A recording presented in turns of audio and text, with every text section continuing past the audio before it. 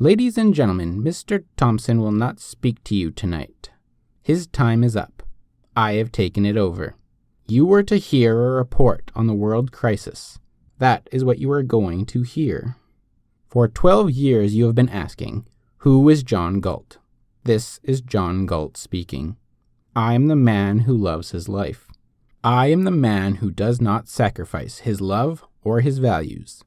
I am the man who has deprived you of victims and thus has destroyed your world. And if you wish to know why you are perishing, you who dread knowledge, I am the man who will now tell you. You have heard it said that this is an age of moral crisis. You have said it yourself, half in fear, half in hope that the words had no meaning. You have cried that man's sins are destroying the world, and you have cursed human nature for its unwillingness to practice the virtues you demanded. Since virtue to you consists of sacrifice, you have demanded more sacrifices at every successive disaster. In the name of a return to morality, you have sacrificed all those evils which you held as the cause of your plight. You have sacrificed justice to mercy. You have sacrificed independence to unity. You have sacrificed reason to faith. You have sacrificed wealth to need. You have sacrificed self-esteem to self-denial. You have sacrificed happiness to duty. You have destroyed all of that which you held to be evil, and achieved all of that which you held to be good. Why, then, do you shrink in horror from the sight of the world around you? That world is not the product of your sins. It is the product and the image of your virtues. It is your moral ideal brought into reality in its full and final perfection. You have fought for it. You have dreamed of it. You have wished it. And I am the man who has granted you your wish. Your ideal had an implacable enemy which your code of morality was designed to destroy. I have withdrawn that enemy. I have taken it out of your way and out of your reach. I have removed the source of all those evils you were sacrificing one by one. I have ended your battle. I have stopped your motor. I have deprived your world of man's mind. Men do not live by the mind, you say. I have withdrawn those who do. The mind is impotent, you say. I have withdrawn those whose mind isn't. There are values higher than the mind, you say. I have withdrawn those for whom there aren't. While you were dragging to your sacrificial altars the men of justice, of independence, of reason, of wealth, of self-esteem, I beat you to it. I reached them first. I told them the nature of the game you were playing, and the nature of that moral code of yours, which they had been too innocently generous to grasp. I showed them a way to live by another morality, mine. It is mine that they choose to follow. All the men who have vanished, the men you hated, yet dread to lose, it is I who have taken them away from you.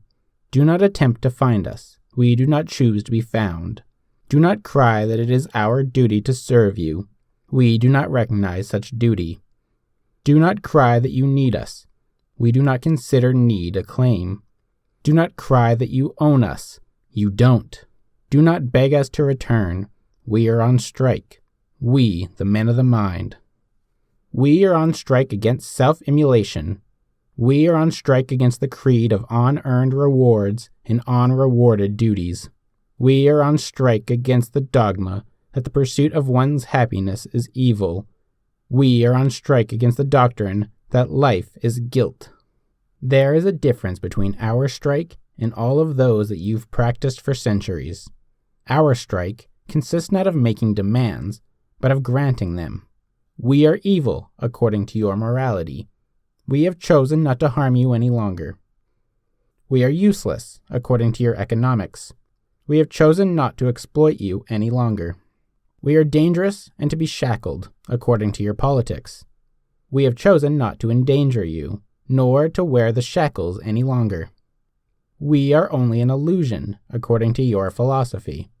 We have chosen not to blind you any longer, and have left you free to face reality, the reality you wanted, the world as you see it now, a world without mind. We have granted you everything you demanded of us, we who had always been the givers, but have only now understood it. We have no demands to present to you, no terms to bargain about, no compromise to reach. You have nothing to offer us. We do not need you. Are you now crying, "No, this is not what you wanted. A mindless world of ruins was not your goal. You did not want us to leave you. You moral cannibals. I know that you've always known what it was that you've wanted, but your game is up, because now we know it too. Through centuries of scourges and disasters brought about by your code of morality, you have cried that your code had been broken, that the scourges were punishment for breaking it, that men were too weak and too selfish to spill all the blood it required. You damned man, you damned existence, you damned this earth, but never dared to question your code. Your victims took the blame and struggled on, with your curses as reward for their martyrdom, while you went on crying that your code was noble, but human nature was not good enough to practice it, and no one rose to ask the question, good by what standard? You wanted to know John Galt's identity. I am the man who asked that question. Yes, this is an age of moral crisis. Yes, you are bearing punishment for your evil. But it is not man who is now on trial, and it is not human nature that will take the blame. It is your moral code that's through this time. Your moral code has reached its climax, the blind alley at the end of its course, and if you wish to go on living, what you need now is not to return to morality, you who have never known any, but to discover it. You have heard no concepts of morality but the mystical or the social. You've been taught that morality is a code of behavior imposed on you by whim, the whim of a supernatural power or the whim of society, to serve God's purpose or your neighbor's welfare, to please an authority beyond the grave or else next door, but not to serve your life or pleasure. Your pleasure, you have been taught, is to be found in immorality. Your interests would best be served by evil, and any moral code must be designed not for you, but against you, not to further your life, but to drain it. For centuries, the battle of morality was fought between those who claim that your life belongs to God and those who claim that it belongs to your neighbors. Between those who preach that the good is self-sacrifice for the sake of ghosts in heaven, and those who preach that the good is self-sacrifice for the sake of incompetence on earth. And no one came to say that your life belongs to you and that the good is to live it. Both sides agreed that morality demands the surrender of your self-interest and of your mind, that the moral and the practical are opposites, that morality is not the province of reason, but the province of faith and force. Both sides agreed that no rational morality is possible, that there is no right or wrong in reason, that in reason there is no reason to be moral. Whatever else they fought about, it was against man's mind that all of your moralists have stood united. It was man's mind that all of their schemes and systems were intended to despoil and destroy. Now choose to perish, or to learn that the anti-mind is the anti-life. Man's mind is his basic tool of survival. Life is given to him, survival is not. His body is given to him, its sustenance is not. His mind is given to him, its content is not. To remain alive, he must act, and before he can act, he must know the nature and purpose of his action. He cannot obtain his food without a knowledge of food and of the way to obtain it. He cannot dig a ditch or build a cyclotron without a knowledge of his aim and of the means to achieve it. To remain alive, he must think. But to think is an act of choice. The key to what you so recklessly call human nature, the open secret with which you live, yet dread to name, is the fact that man is a being of volitional consciousness. Reason does not work automatically. Thinking is not a mechanical process. The connections of logic are not made by instinct. The functions of your stomach, lungs, or heart is automatic. The function of your mind is not. In any hour and issue of your life, you are free to think or to evade that effort. But you are not free to escape from your nature, from the fact that reason is your means of survival. So that for you, who are a human being, the question to be or not to be is the question to think or not to think. A being of volitional consciousness has no automatic course of behavior.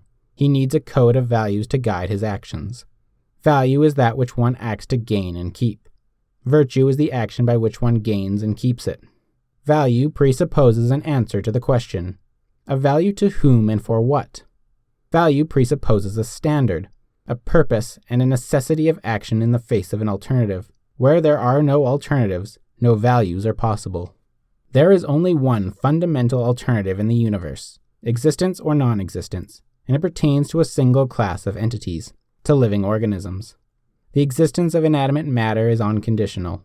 The existence of life is not. It depends on a specific course of action. Matter is indestructible. It changes its forms, but it cannot cease to exist. It is only a living organism that faces a constant alternative, the issue of life or death. Life is a process of self-sustaining and self-generated action. If an organism fails in that action, it dies. Its chemical elements remain, but its life goes out of existence. It is only the concept of life that makes the concept of value possible. It is only to a living entity that things can be good or evil. A plant must feed itself in order to live. The sunlight, the water, the chemicals it needs are values its nature has set it to pursue. Its life is the standard of value directing its actions, but a plant has no choice of action. There are alternatives in the conditions it encounters, but there is no alternative in its function. It acts automatically to further its life. It cannot act for its own destruction. An animal is equipped for sustaining its life. Its senses provide it with an automatic code of action, an automatic knowledge of what is good for it or evil. It has no power to extend its knowledge or to evade it. In conditions where its knowledge proves inadequate, it dies. But so long as it lives, it acts on its knowledge, with automatic safety and no power of choice. It is unable to ignore its own good, unable to decide to choose the evil and act as its own destroyer. Man has no automatic code of survival. His particular distinction from all other living species is the necessity to act in the face of alternatives by means of volitional choice. He has no automatic knowledge of what is good for him or evil, what values his life depends on, what course of action it requires. Are you prattling about an instinct of self-preservation? An instinct of self-preservation is precisely what man does not possess. An instinct is an unerring and automatic form of knowledge. A desire is not an instinct. A desire to live does not give you the knowledge required for living. And even man's desire to live is not automatic. Your secret evil today is that is the desire you do not hold. Your fear of death is not a love of life, and will not give you the knowledge needed to keep it. Man must obtain his knowledge and choose his actions by a process of thinking, which nature will not force him to perform. Man has the power to act as his own destroyer, and that is the way he has acted through most of his history. A living entity that regards its means of survival as evil would not survive. A plant that struggled to mangle its roots, a bird that fought to break its wings would not remain for long in the existence they affronted. But the history of man has been a struggle to deny and to destroy his mind. Man has been called a rational being, but rationality is a matter of choice, and the alternative his nature offers him is rational being or suicidal animal. Man has to be man by choice. He has to hold his life as a value by choice. He has to learn to sustain it by choice. He has to discover the values it requires and practice his virtues by choice. A code of values accepted by choice is a code of morality. Whoever you are, you who are hearing me now, I am speaking to whatever living remnant is left uncorrupted within you, to the remnant of the human, to your mind, and I say, there is a morality of reason, a morality proper to man, and man's life is its standard of value. All that which is proper to the life of a rational being is the good. All that which destroys it is the evil. Man's life, as required by his nature, is not the life of a mindless brute, or of a looting thug or a mooching mystic, but the life of a thinking being. Not life by means of force or fraud, but life by means of achievement. Not survival at any price, since there is only one price that pays for man's survival: reason. Man's life is the standard of morality, but your own life is its purpose. If existence on earth is your goal, You must choose your actions and values by the standard of that which is proper to man, for the purpose of preserving, fulfilling, and enjoying the irreplaceable value which is your life. Since life requires a specific course of action, any other course will destroy it. A being who does not hold his own life as the motive and goal of his actions is acting on the motive and standard of death. Such a being is a metaphysical monstrosity, struggling to oppose, negate, and contradict the fact of his own existence, running blindly amok on a trail of destruction, capable of nothing but pain. Happiness is the successful state of life. Pain is an agent of death.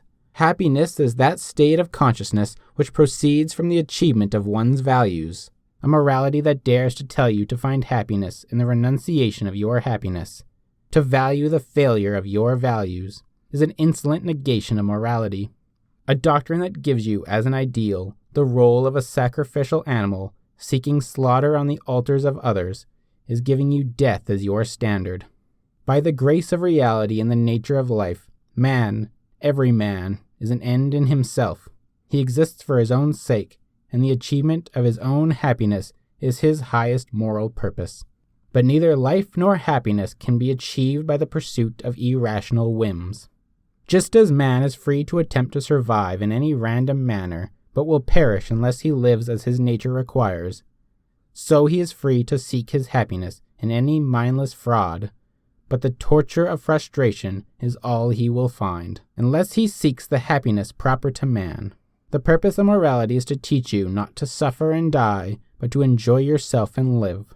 Sweep aside those parasites of subsidized classrooms who live on the profits of the minds of others and proclaim that man needs no morality, no values, no code of behavior. They who pose as scientists and claim that man is only an animal do not grant him inclusion in the law of existence they have granted to the lowest of insects.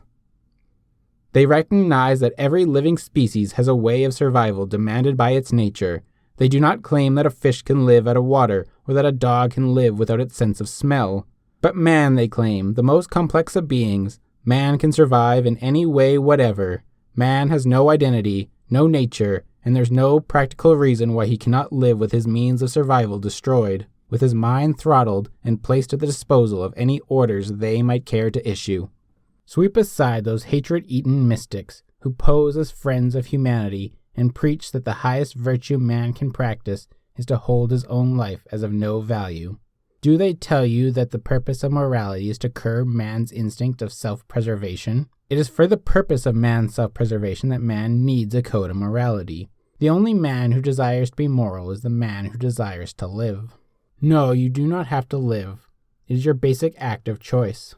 But if you choose to live, you must live as a man, by the work and the judgment of your mind. No, you do not have to live as a man. It is an act of moral choice. But you cannot live as anything else. And the alternative is that state of living death which you now see within you and around you, the state of a thing unfit for existence, no longer human and less than animal, a thing that knows nothing but pain and drags itself through its span of years in the agony of unthinking self-destruction. No, you do not have to think. It is an act of moral choice. But someone had to think to keep you alive. If you choose to default, you default on existence and pass the deficit to some moral man, expecting him to sacrifice his good for the sake of letting you survive by your evil. No, you do not have to be a man, but today those who are not there any longer. I have removed your means of survival, your victims. If you wish to know how I have done it, and what I told them to make them quit, you are hearing it now. I told them, in essence, the statement I am making tonight. They were men who had lived by my code, but had not known how great a virtue it represented. I made them see it. I brought them, not a re-evaluation, but only an identification of their values. We, the men of the mind, are now on strike against you in the name of a single axiom, which is the root of our moral code, just as the root of yours is the wish to escape it, the axiom that existence exists. Existence exists, and the act of grasping that statement implies two corollary axioms, that something exists which one perceives, and that one exists possessing consciousness. consciousness being the faculty of perceiving that which exists. If nothing exists, there can be no consciousness. A consciousness with nothing to be conscious of is a contradiction in terms. A consciousness conscious of nothing but itself is a contradiction in terms. Before it could identify itself as consciousness, it had to be conscious of something. If that which you claim to perceive does not exist, what you possess is not consciousness. Whatever the degree of your knowledge, these two, existence and consciousness, are axioms you cannot escape. These two are the irreducible primaries implied in any action you undertake, in any part of your knowledge, and in its sum, from the first ray of light you perceive at the start of your life to the widest irradiations you might acquire at its end. Whether you know the shape of a pebble or the structure of a solar system, the axioms remain the same, that it exists and that you know it. To exist is to be something, as distinguished from the nothing of non-existence. It is to be an entity of a specific nature, made of specific attributes. Centuries ago, the man who was, no matter what his errors, the greatest of your philosophers, has stated the formula defining the concept of existence and the rule of all knowledge. A is A. A thing is itself. You have never grasped the meaning of his statement. I am here to complete it. Existence is identity. Consciousness is identification.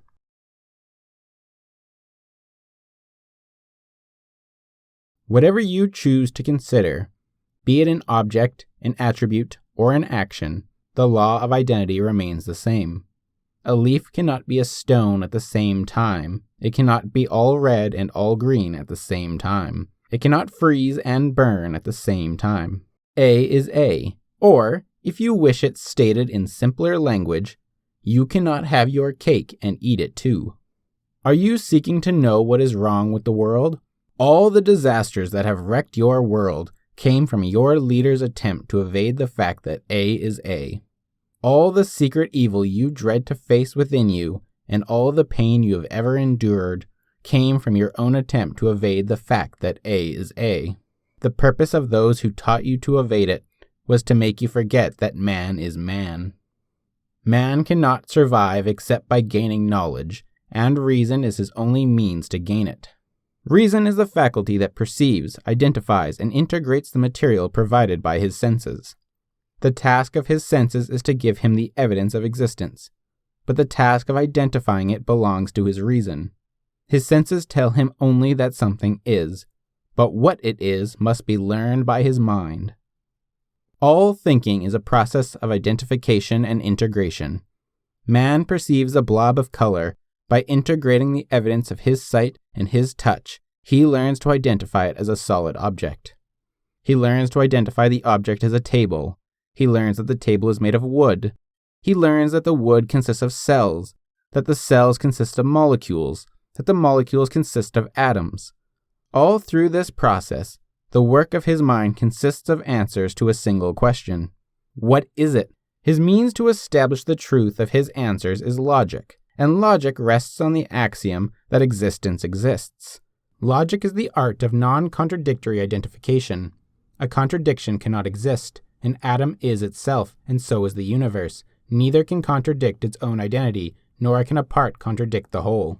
No concept man forms is valid unless he integrates it without contradiction into the total sum of his knowledge.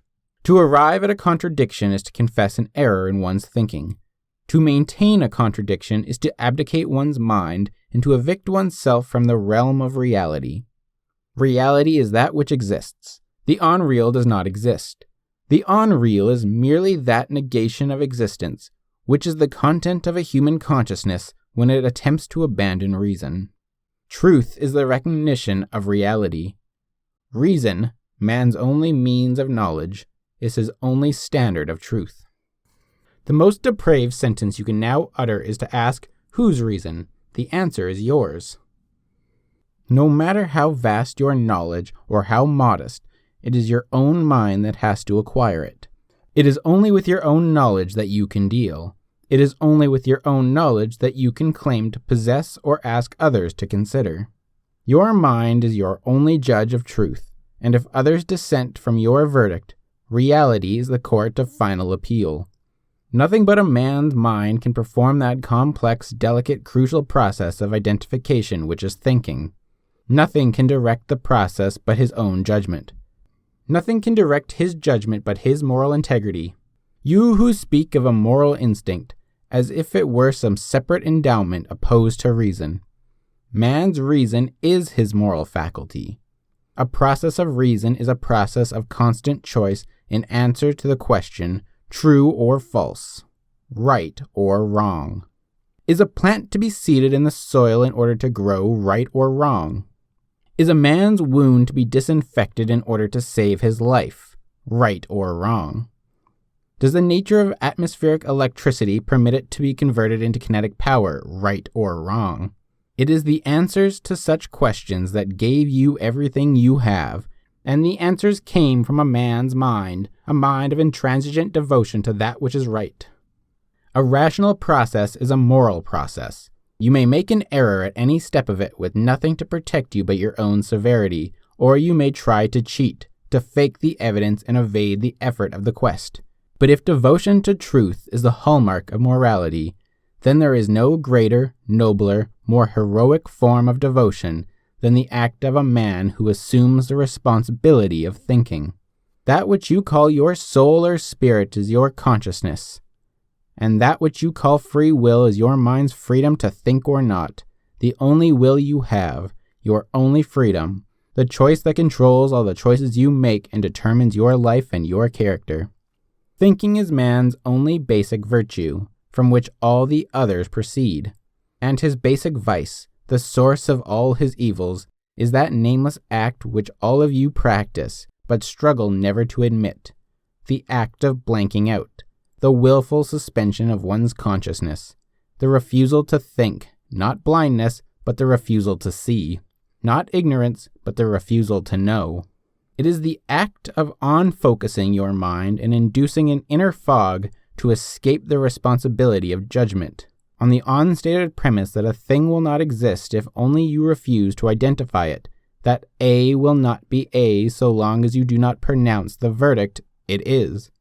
Non-thinking is an act of annihilation, a wish to negate existence, an attempt to wipe out reality. But existence exists. Reality is not to be wiped out. It will merely wipe out the wiper. By refusing to say it is, you are refusing to say I am. By suspending your judgment, you are negating your person. When a man declares, "Who am I to know?" he is declaring, "Who am I to live?" This, in every hour and every issue, is your moral basic choice. Thinking or non-thinking, existence or non-existence, A or non-A, identity or zero. To the extent to which a man is rational, life is the premise directing his actions. To the extent to which he is irrational, the premise directing his actions is death. You who prattle that morality is social and that man would need no morality on a desert island, it is on a desert island that he would need it most. Let him try to claim, when there are no victims to pay for it, that a rock is a house, that sand is clothing, that food will drop into his mouth without cause or effect, that he will collect a harvest tomorrow by devouring his stock seed today, and reality will wipe him out as he deserves.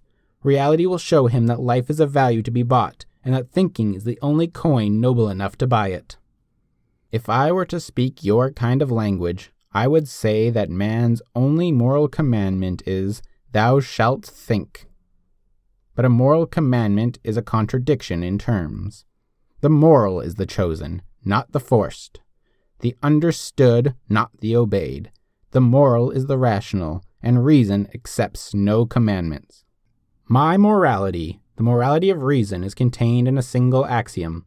Existence exists, and in a single choice, to live. The rest proceeds from these. To live, man must hold three things as the supreme and ruling values of his life: reason, purpose, self-esteem. Reason as his only tool of knowledge. Purpose as his choice of the happiness which that tool must proceed to achieve. Self-esteem as his inviolate certainty that his mind is competent to think and his person is worthy of happiness, which means is worthy of living. These three values imply and require all of man's virtues, and all his virtues pertain to the relation of existence and consciousness: rationality, independence, integrity, honesty, justice, productiveness, pride. Rationality is the recognition of the fact that existence exists, that nothing can alter the truth, and nothing can take precedence over that act of perceiving it, which is thinking. That the mind is one's only judge of values and one's only guide of action. That reason is an absolute that permits no compromise. That a concession to the irrational invalidates one's consciousness and turns it from the task of perceiving to the task of faking reality. That the alleged shortcut to knowledge, which is faith, is only a short circuit destroying the mind. That acceptance of a mystical invention is a wish for the annihilation of existence, and properly, annihilation of one's consciousness. Independence is the recognition of the fact that yours is the responsibility of judgment, and nothing can help you escape it. That no substitute can do your thinking, as no pitch hitter can live your life.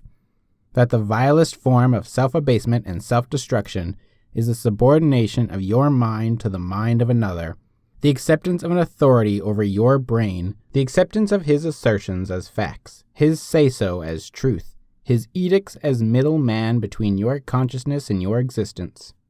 Integrity is the recognition of the fact that you cannot fake your consciousness, just as honesty is the recognition of the fact that you cannot fake existence. That man is an indivisible entity, an integrated unit of two attributes, of matter and consciousness, and that he may permit no breach between body and mind, between action and thought, between his life and his convictions, that, like a judge impervious to public opinion, he may not sacrifice his convictions to the wishes of others, be it the whole of mankind shouting pleas or threats against him. That courage and confidence are practical necessities. That courage is the practical form of being true to existence, of being true to truth, and confidence is the practical form of being true to one's own consciousness. Honesty is the recognition of the fact that the unreal is unreal and can have no value, that neither love nor fame nor cash is of value if obtained by fraud. That an attempt to gain a value by deceiving the mind of others is an act of raising your victims to a position higher than reality, where you become a pawn of their blindness, a slave of their non-thinking and their evasions, while their intelligence, their rationality, their perceptiveness become the enemies you have to dread and flee.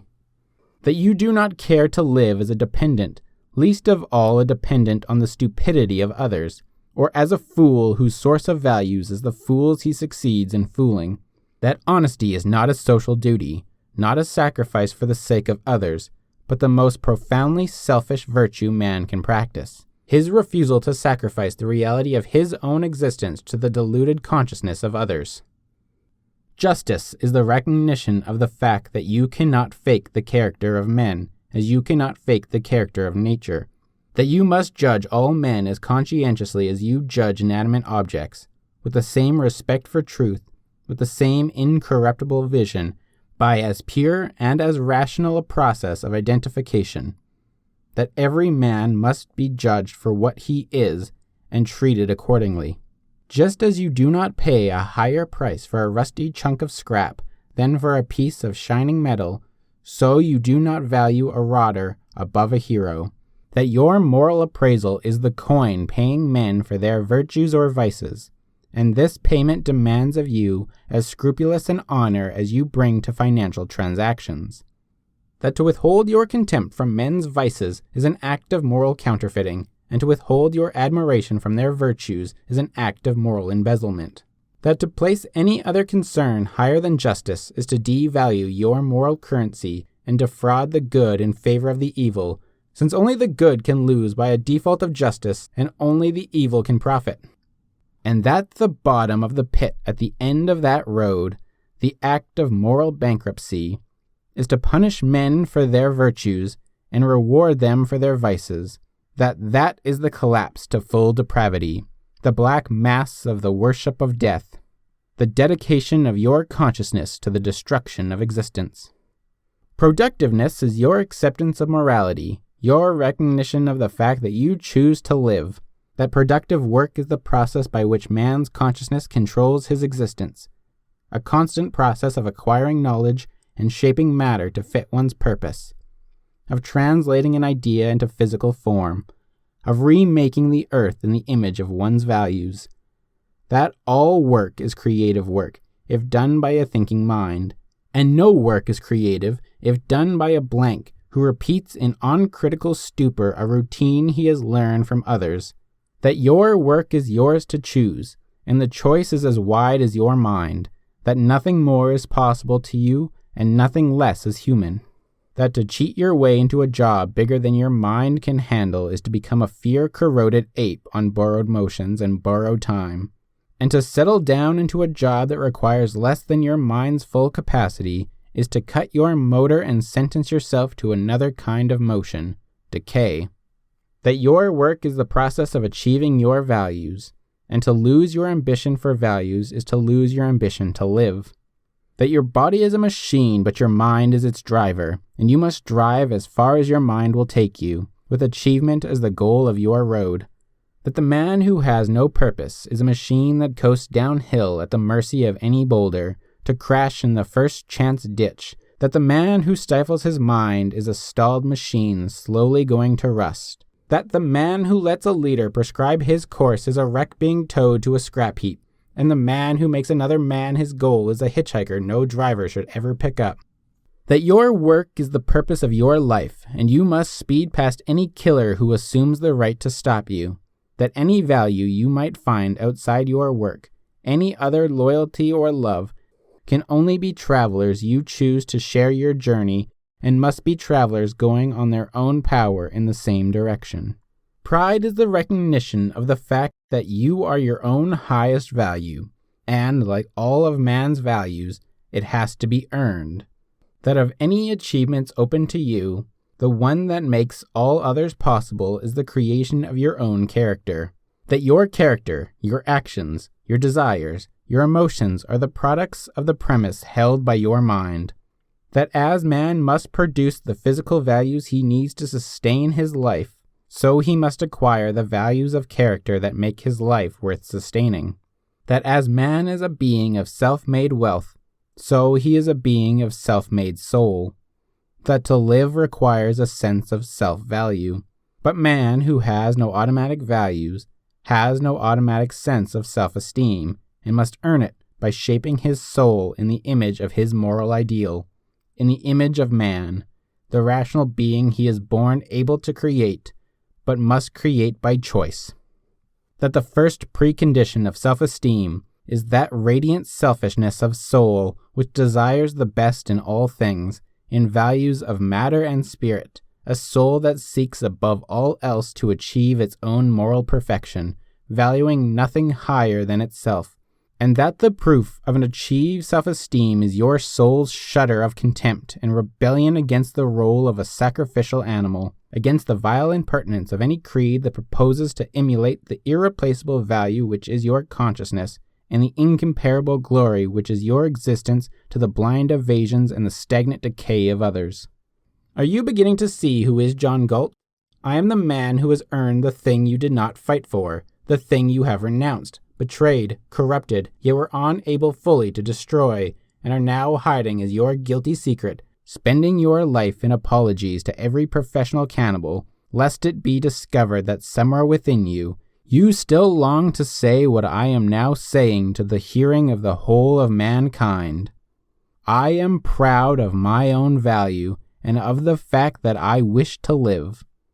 This wish, which you share, yet submerged as an evil, is the only remnant of the good within you, but it is a wish one must learn to deserve. His own happiness is man's only moral purpose, but only his own virtue can achieve it. Virtue is not an end in itself. Virtue is not its own reward or sacrificial fodder for the reward of evil. Life is the reward of virtue, and happiness is the goal and reward of life. Just as your body has two fundamental sensations, pleasure and pain, as signs of its welfare or injury, as a barometer of its basic alternative, life or death, So your consciousness has two fundamental emotions, joy and suffering, in answer to the same alternative. Your emotions are estimates of that which furthers your life or threatens it. Lightning calculators giving you a sum of your profit or loss, you have no choice about your capacity to feel that something is good for you or evil, but what you will consider good or evil, what will give you joy or pain, what you will love or hate, desire or fear, depends on your standard of value. Emotions are inherent in your nature, but their content is dictated by your mind. Your emotional capacity is an empty motor, and your values are the fuel with which your mind fills it. If you choose a mix of contradictions, it will clog your motor, corrode your transmission, and wreck you on your first attempt to move with the machine which you, the driver, have corrupted. If you hold the irrational as your standard of value, and the impossible as your concept of the good, if you long for rewards you have not earned, for a fortune or a love you don't deserve, for a loophole in the law of causality, for an A that becomes non-A at your whim, if you desire the opposite of existence, you will reach it. Do not cry when you reach it, that life is frustration and that happiness is impossible to man. Check your fuel. It brought you to where you wanted to go. Happiness is not to be achieved at the command of emotional whims. Happiness is not the satisfaction of whatever irrational wishes you might blindly attempt to indulge. Happiness is a state of non-contradictory joy. A joy without penalty or guilt, a joy that does not clash with any of your values and does not work for your own destruction. Not the joy of escaping from your mind, but of using your mind's fullest power. Not the joy of faking reality, but of achieving values that are real. Not the joy of a drunkard, but of a producer. Happiness is possible only to a rational man. The man who desires nothing but rational goals, seeks nothing but rational values, and finds his joy in nothing but rational actions. Just as I support my life, neither by robbery nor alms, but by my own effort, so I do not seek to derive my happiness from the injury or the favor of others, but earn it by my own achievement. Just as I do not consider the pleasure of others as the goal of my life, so I do not consider my pleasure as the goal of the lives of others. Just as there is no contradictions in my values and no conflicts among my desires, so there are no victims and no conflicts of interest among rational men, men who do not desire the unearned, and do not view one another with a cannibal's lust, men who neither make sacrifices nor accept them. The symbol of all relationships among such men, the moral symbol of respect for human beings, is the traitor. We who live by values, not by loot, are traitors, both in matter and in spirit. A traitor is a man who earns what he gets and does not give or take the undeserved. A traitor does not ask to be paid for his failures, nor does he ask to be loved for his flaws. A traitor does not squander his body as fodder or his soul as alms. Just as he does not give his work except in trade for material values, so he does not give the values of his spirit, his love, his friendship, his esteem, except in payment and in trade for human virtues, in payment for his own selfish pleasure, which he receives from men he can respect. The mystic parasites who have throughout the ages reviled the traitors and held them in contempt, while honoring the beggars and the looters, have known the secret motive of their sneers. A traitor is the entity they dread, a man of justice. Do you ask what moral obligations I owe my fellow men? None, except the obligation I owe to myself, to material objects, and to all of existence, rationality. I deal with men as my nature and theirs demands, by means of reason. I seek or desire nothing from them except such relations as they care to enter of their own voluntary choice. It is only with their mind that I can deal, and only for my own self-interest, when they see that my interests coincide with theirs. When they don't, I enter no relationship. I let dissenters go their way, and I do not swerve from mine. I win by means of nothing but logic, and I surrender to nothing but logic. I do not surrender my reason or deal with men who surrender theirs. I have nothing to gain from fools or cowards. I have no benefits to seek from human vices, from stupidity, dishonesty, or fear. The only value men can offer me is the work of their mind. When I disagree with a rational man, I let reality be our final arbiter. If I am right, he will learn. If I am wrong, I will. One of us will win, but both will profit. Whatever may be open to disagreement, there is one act of evil that may not, the act that no man may commit against others and no man may sanction or forgive. So long as men desire to live together, no man may initiate, do you hear me? No man may start the use of physical force against others. To interpose a threat of physical destruction between a man and his perception of reality is to negate and paralyze his means of survival. To force him to act against his own judgment is like forcing him to act against his own sight. Whoever, to whatever purpose or extent, initiates the use of force is a killer acting on the premise of death in a manner wider than murder, the premise of destroying man's capacity to live. Do not open your mouth to tell me that your mind has convinced you of your right to force my mind. Force and mind are opposites. Morality ends where a gun begins. When you declare that men are irrational animals and propose to treat them as such, you define thereby your own character and can no longer claim the sanction of reason, as no advocate of contradictions can claim it. There can be no right to destroy the source of rights, the only means of judging right and wrong, the mind. To force a man to drop his own mind and to accept your will as a substitute, with a gun in place of a syllogism, with terror in place of proof, and death as the final argument, is to attempt to exist in defiance of reality. Reality demands of man that he act for his own rational interest. Your gun demands of him that he act against it. Reality threatens man with death if he does not act on his rational judgment. You threaten him with death if he does. You place him into a world where the price of his life is the surrender of all the virtues required by life, and death by a process of gradual destruction is all that you and your system will achieve. When death is made to be the ruling power, the winning argument in a society of men, be it a highwayman who confronts a traveler with the ultimatum, your money or your life, or a politician who confronts a country with the ultimatum, your children's education or your life.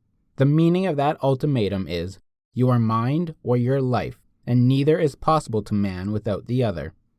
If there are degrees of evil, it is hard to say who is the more contemptible, the brute who assumes the right to force the mind of others, or the moral degenerate who grants to others the right to force his mind.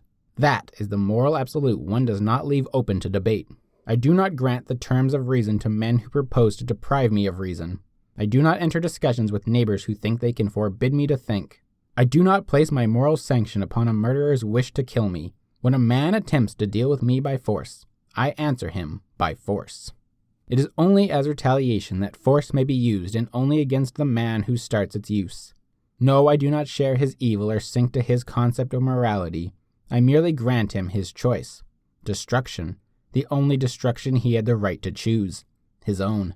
He uses force to seize a value. I use it only to destroy destruction. A hold-up man seeks to gain wealth by killing me. I do not grow richer by killing a hold-up man. I seek no value by means of evil, nor do I surrender my values to evil. In the name of all the producers who had kept you alive and received your death ultimatums in payment, I now answer you with a single ultimatum of our own: our work or your guns. You can choose either, but you can't have both. We do not initiate the use of force against others or submit to force at their hands. If you desire ever again to live in an industrial society, it will be on our moral terms. Our terms and our motive power are the antithesis of yours. You have been using fear as your weapon, and you have been bringing death to man as his punishment for rejecting your morality. We offer him life as his reward for accepting ours. You who are worshippers of the zero, you have never discovered that achieving life is not the equivalent of avoiding death. Joy is not the absence of pain. Intelligence is not the absence of stupidity. Light is not the absence of darkness. An entity is not the absence of a non-entity. Building is not done by abstaining from demolition. Centuries of sitting and waiting in such abstinence will not raise one single girder for you to abstain from demolishing. And now you can no longer say to me, the builder, produce and feed us in exchange for our not destroying your production. I am answering in the name of all your victims.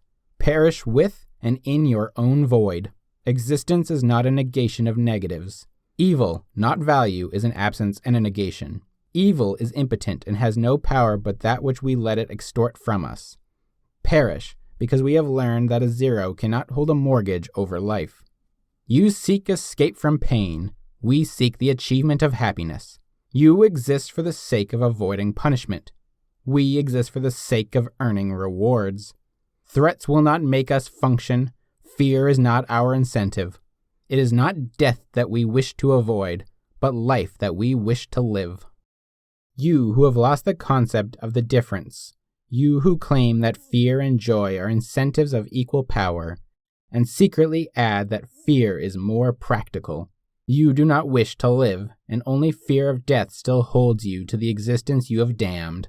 You dart in panic through the trap of your days, looking for the exit you have closed, running from a pursuer you dare not name to a terror you dare not acknowledge, and the greater your terror, the greater your dread of the only act that could save you, thinking. The purpose of your struggle is not to know, not to grasp or name or hear the thing I shall now state to your hearing, that yours is the morality of death. Death is the standard of your values, death is your chosen goal, and you have to keep running, since there is no escape from the pursuer who is out to destroy you or from the knowledge that the pursuer is yourself. Stop running. For once, there is no place to run. Stand naked as you dread to stand, but as I see you, and take a look at what you dared to call a moral code. Damnation is the start of your morality. Destruction is its purpose, means, and end. Your code begins by damning man as evil, then demands that he practice a good which it defines as impossible for him to practice. It demands as his first proof of virtue that he accept his own depravity without proof. It demands that he start not with a standard of value, but with a standard of evil, which is himself, by means of which he is then to define the good. The good is that which he is not. It does not matter who then becomes the profiteer on his renounced glory and tormented soul, a mystic god with some incomprehensible design, or any passer-by whose rotting sores are held as some inexplicable claim upon him. It does not matter. The good is not for him to understand. His duty is to crawl through years of penance, atoning for the guilt of his existence to any stray collector of unintelligible debts. His only concept of value is a zero. The good is that which is non-man. The name of this monstrous absurdity is original sin. A sin without volition is a slap at morality and an insolent contradiction in terms. That which is outside the possibility of choice is outside the province of morality. If a man is evil by birth, he has no will, no power to change it. If he has no will, he can neither be good nor evil. A robot is amoral. To hold as man's sin a fact not open to his choice is a mockery of morality. To hold a man's nature as his sin is a mockery of nature. To punish him for a crime he committed before he was born is a mockery of justice. To hold him guilty in a manner where no innocence exists is a mockery of reason. To destroy morality, nature, justice, and reason by means of a single concept is a feat of evil hardly to be matched, yet that is the root of your code. Do not hide behind the cowardly evasion that man is born with free will, but with a tendency to evil. A free will saddled with a tendency is like a game with loaded dice. It forces man to struggle through the effort of playing, to bear responsibility and pay for the game. But the decision is weighed in favor of a tendency that he has no power to escape. If the tendency is of his choice, he cannot possess it at birth. If it is not of his choice, his will is not free. What is the nature of the guilt that your teachers call his original sin? What are the evils man acquired when he fell from a state they consider perfection? Their myth declares that he ate the fruit of the tree of knowledge. He acquired a mind and became a rational being. It was the knowledge of good and evil. He became a moral being. He was sentenced to earn his bread by his labor. He became a productive being. He was sentenced to experience desire. He acquired the capacity for sexual enjoyment. The evils for which they damn him are reason, morality, creativeness, joy, all the cardinal values of his existence. It is not his vices that their myths of man's fall is designed to explain and condemn. It is not his errors that they hold as his guilt, but the essence of his nature as man, Whatever he was, that robot in the Garden of Eden, who existed without mind, without values, without labor, without love, he was not man. Man's fall, according to your teachers, was that he gained the virtues required to live. These virtues, by their standard, are his sin. His evil, they charge, is that he's man. His guilt, they charge, is that he lives. They call it a morality of mercy and a doctrine of love for man. No, they say, they do not preach that man is evil. The evil is only that alien object, his body. No, they say, they do not wish to kill him. They only wish to make him lose his body. They seek to help him, they say, against his pain, and they point at the torture rack to which they've tied him, the rack with two wheels that pull him in opposite directions, the rack of the doctrine that splits his soul and body. They have cut man in two, setting one half against the other. They have taught him that his body and his consciousness are two enemies engaged in deadly conflict, two antagonists of opposite natures, contradictory claims, incompatible needs, that to benefit one is to injure the other, that his soul belongs to a supernatural realm, but his body is an evil prison holding it in bondage to this earth, and that the good is to defeat his body, to undermine it by years of patient struggle, digging his way to that glorious jailbreak which leads to the freedom of the grave. They taught man that he is a hopeless misfit, made of two elements, both symbols of death. A body without a soul is a corpse. A soul without a body is a ghost. Yet such is their image of man's nature, the battleground of a struggle between a corpse and a corpse endowed with some evil volition of its own, and a ghost endowed with the knowledge that everything known to man is non-existent, that only the unknowable exists. Do you observe what human faculty that doctrine was designed to ignore? It was man's mind that had to be negated in order to make him fall apart. Once he surrendered reason, he was left at the mercy of two monsters whom he could not fathom or control, of a body moved by unaccountable instincts, and of a soul moved by mystic revelations. He was left as the passively ravaged victim of a battle between a robot and a dictaphone.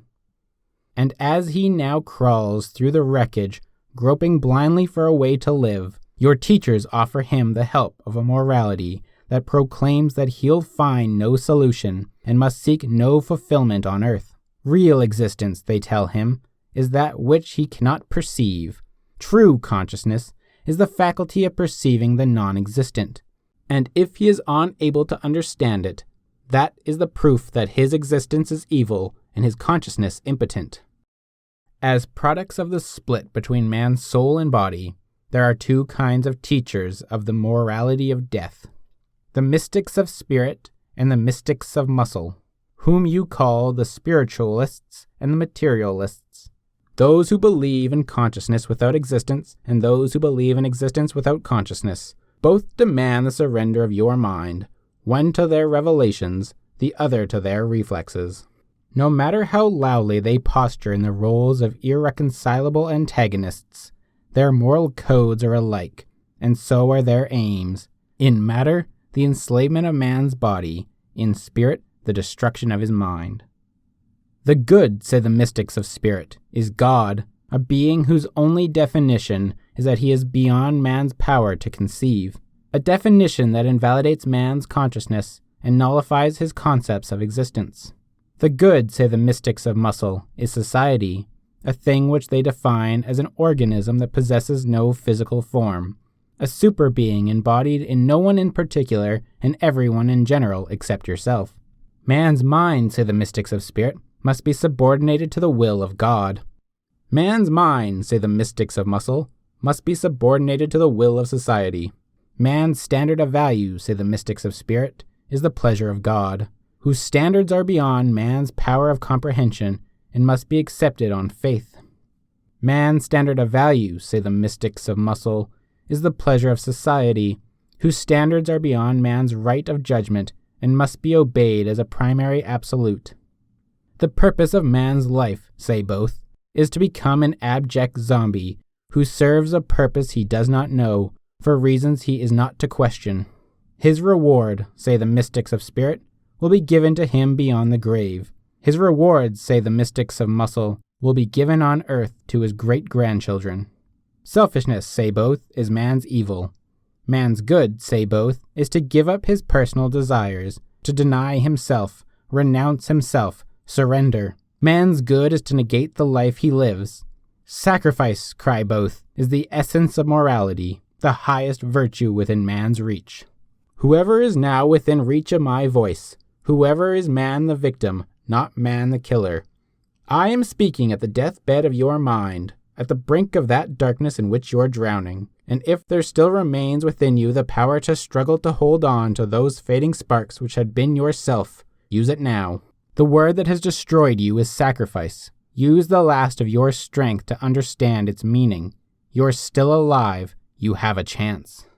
Sacrifice does not mean the rejection of the worthless, but of the precious. Sacrifice does not mean the rejection of the evil for the sake of the good, but of the good for the sake of the evil. Sacrifice is the surrender of that which you value in favor of that which you don't. If you exchange a penny for $1, it is not a sacrifice. If you exchange $1 for a penny, it is. If you achieve a career you wanted after years of struggle, it is not a sacrifice. If you then renounce it for the sake of a rival, it is. If you own a bottle of milk and give it to your starving child, it is not a sacrifice. If you give it to your neighbor's child and let your own die, it is. If you give money to help a friend, it is not a sacrifice. If you give it to a worthless stranger, it is. If you give your friend a sum you can afford, it is not a sacrifice. If you give him money at the cost of your own discomfort, it is only a partial virtue, according to this sort of moral standard. If you give him money at the cost of disaster to yourself, that is the virtue of sacrifice in full. If you renounce all personal desire and dedicate your life to those you love, you do not achieve full virtue. You still retain a value of your own, which is your love. If you devote your life to random strangers, it is an act of greater virtue. If you devote your life to serving men you hate, that is the greatest of the virtues you can practice. A sacrifice is the surrender of a value. Full sacrifice is full surrender of all values. If you wish to achieve full virtue, you must seek no gratitude in return for your sacrifice, no praise, no love, no admiration, no self-esteem, not even the pride of being virtuous. The faintest trace of any gain dilutes your virtue. If you pursue a course of action that does not taint your life by any joy, that brings you no value in matter, no value in spirit, no gain, no profit, no reward, if you achieve this state of total zero, you have achieved the ideal of moral perfection. You are told that moral perfection is impossible to man, and by this standard it is. You cannot achieve it so long as you live, but the value of your life and of your person is gauged by how closely you succeed in approaching that ideal zero which is death. If you start, however, as a passionless blank, as a vegetable seeking to be eaten, with no values to reject, and no wishes to renounce, you will not win the crown of sacrifice. It is not a sacrifice to renounce the unwanted. It is not a sacrifice to give your life for others if death is your personal desire. To achieve the virtue of sacrifice, you must want to live. You must love it. You must burn with passion for this earth and for all the splendor it can give you. You must feel the twist of every knife as it slashes your desires away from your reach and drains your love out of your body. It is not mere death that the morality of sacrifice holds out to you as an ideal, but death by slow torture.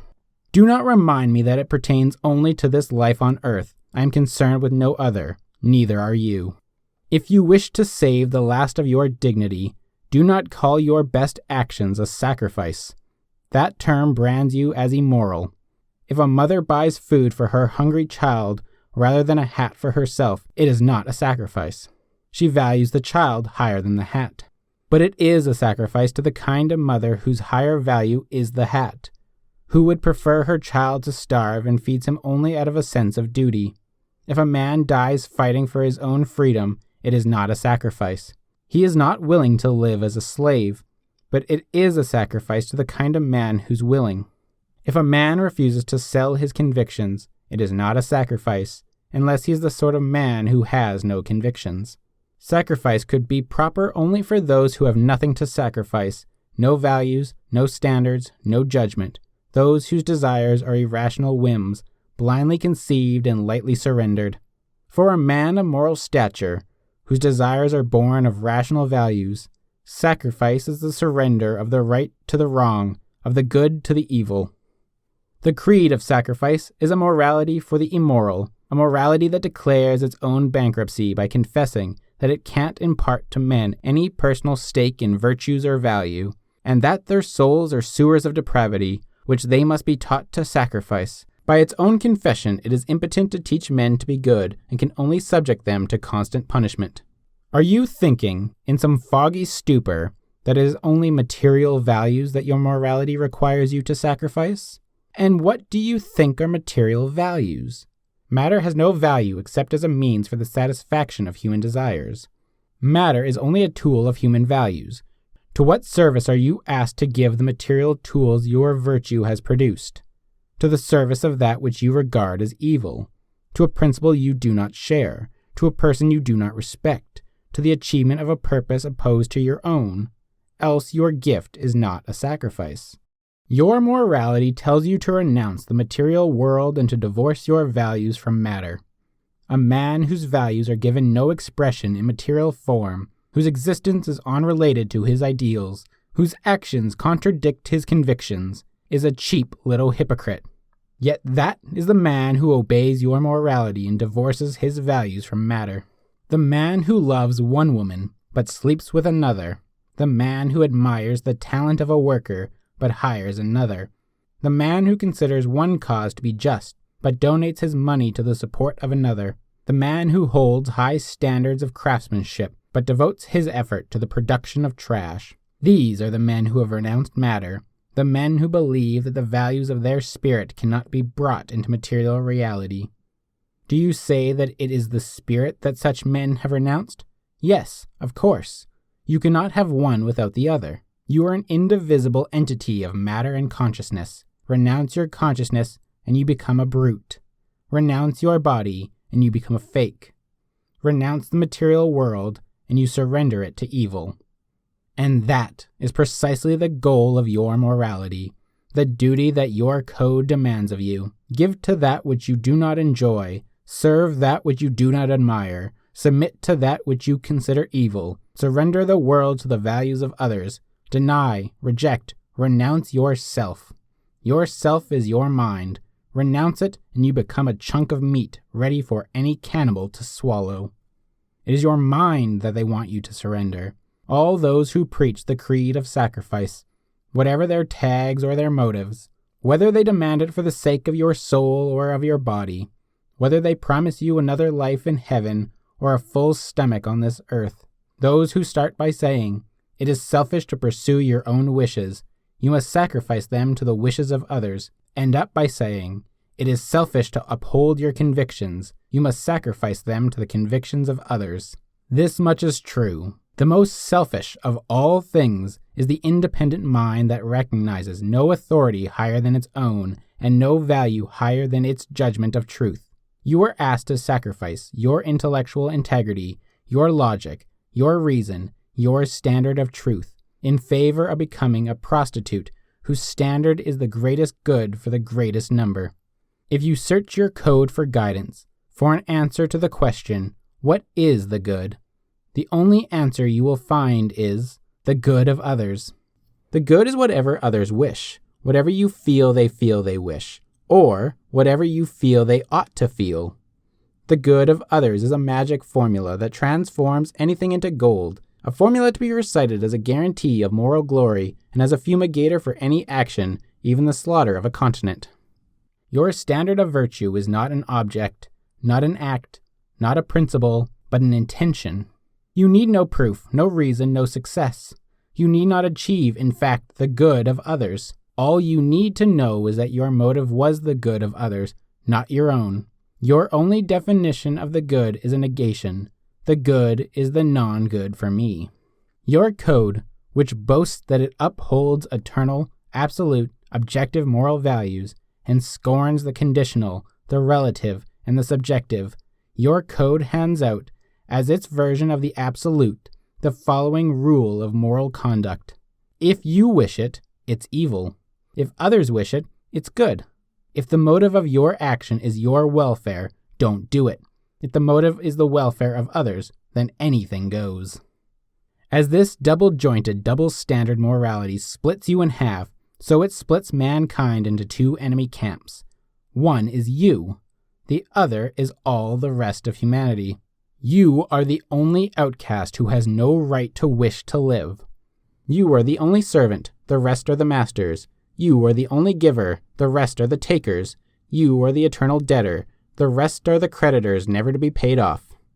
You must not question their right to your sacrifice, or the nature of their wishes and their needs. Their right is conferred upon them by a negative, by the fact that they are non-you. For those of you who might ask questions, your code provides a consolation prize and booby trap. It is for your own happiness, it says, that you must serve the happiness of others. The only way to achieve your joy is to give it up to others. The only way to achieve your prosperity is to surrender your wealth to others. The only way to protect your life is to protect all men except yourself. And if you find no joy in this procedure, it is your own fault and the proof of your evil. If you were good, you would find your happiness in providing a banquet for others, and your dignity in existing on such crumbs as they might care to toss you. You who have no standard of self-esteem, accept the guilt and dare not ask questions, but you know the unadmitted answer, refusing to acknowledge what you see, what hidden premise moves your world. You know it, not in honest statement, but as a dark uneasiness within you, while you flounder between guilty cheating and grudgingly practicing a principle too vicious to name. I, who do not accept the unearned, neither in values nor in guilt, am here to ask the questions you evaded. Why is it moral to serve the happiness of others but not your own? If enjoyment is of value, why is it moral when experienced by others, but immoral when experienced by you? If the sensation of eating a cake is of value, why is it an immoral indulgence in your stomach, but a moral goal for you to achieve in the stomachs of others? Why is it immoral for you to desire, but moral for others to do so? Why is it immoral to produce a value and keep it, but moral to give it away? And if it is not moral for you to keep a value, why is it moral for others to accept it? If you are selfless and virtuous when you give it, are they not selfish and vicious when they take it? Does virtue consist of serving vice? Is the moral purpose of those who are good self-immolation for the sake of those who are evil? The answer you evade, the monstrous answer, is no, the takers are not evil, provided they did not earn the value you gave them.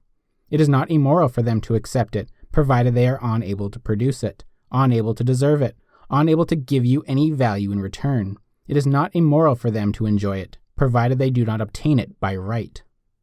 Such is the secret core of your creed, the other half of your double standard. It is immoral to live by your own effort, but moral to live by the effort of others. It is immoral to consume your own product, but moral to consume the products of others. It is immoral to earn, but moral to mooch. It is the parasites who are the moral justification for the existence of the producers, but the existence of the parasites is an end in itself. It is evil to profit by achievement, but good to profit by sacrifice. It is evil to create your own happiness, but good to enjoy it at the price of the blood of others. Your code divides mankind into two castes and commands them to live by opposite rules. Those who may desire anything, and those who may desire nothing. The chosen and the damned, the riders and the carriers, the eaters and the eaten. What standard determines your caste? What passkey admits you to the moral elite? The passkey is lack of value. Whatever the value involved, it is your lack of it that gives you a claim upon those who don't lack it. It is your need that gives you a claim to rewards. If you are able to satisfy your needs, your ability annuls your right to satisfy it. But a need you are unable to satisfy gives you first right to the lives of mankind. If you succeed, any man who fails is your master. If you fail, any man who succeeds is your serf. Whether your failure is just or not, whether your wishes are rational or not, whether your misfortune is undeserved or the result of your vices, it is misfortune that gives you a right to rewards. It is pain, regardless of its nature or cause, pain as a primary absolute, that gives you a mortgage on all of existence. If you heal your pain by your own effort, you receive no moral credit. Your code regards it scornfully as an act of self-interest. Whatever value you seek to acquire, be it wealth, or food, or love, or rights, if you acquire it by means of your virtue, your code does not regard it as a moral acquisition. You occasion no loss to anyone. It is a trade, not alms, a payment, not a sacrifice. The deserved belongs in the selfish commercial realm of mutual profit. It is only the undeserved that calls for the moral transaction which consists of profit to one at the price of disaster to the other. To demand rewards for your virtue is selfish and immoral. It is your lack of virtue that transforms your demand into a moral right. A morality that holds need as a claim holds emptiness, non-existence as its standard of value, its reward and absence, a defect, weakness, inability, incompetence, suffering, disease, disaster, the lack, the fault, the flaw, the zero. Who provides the account to pay these claims?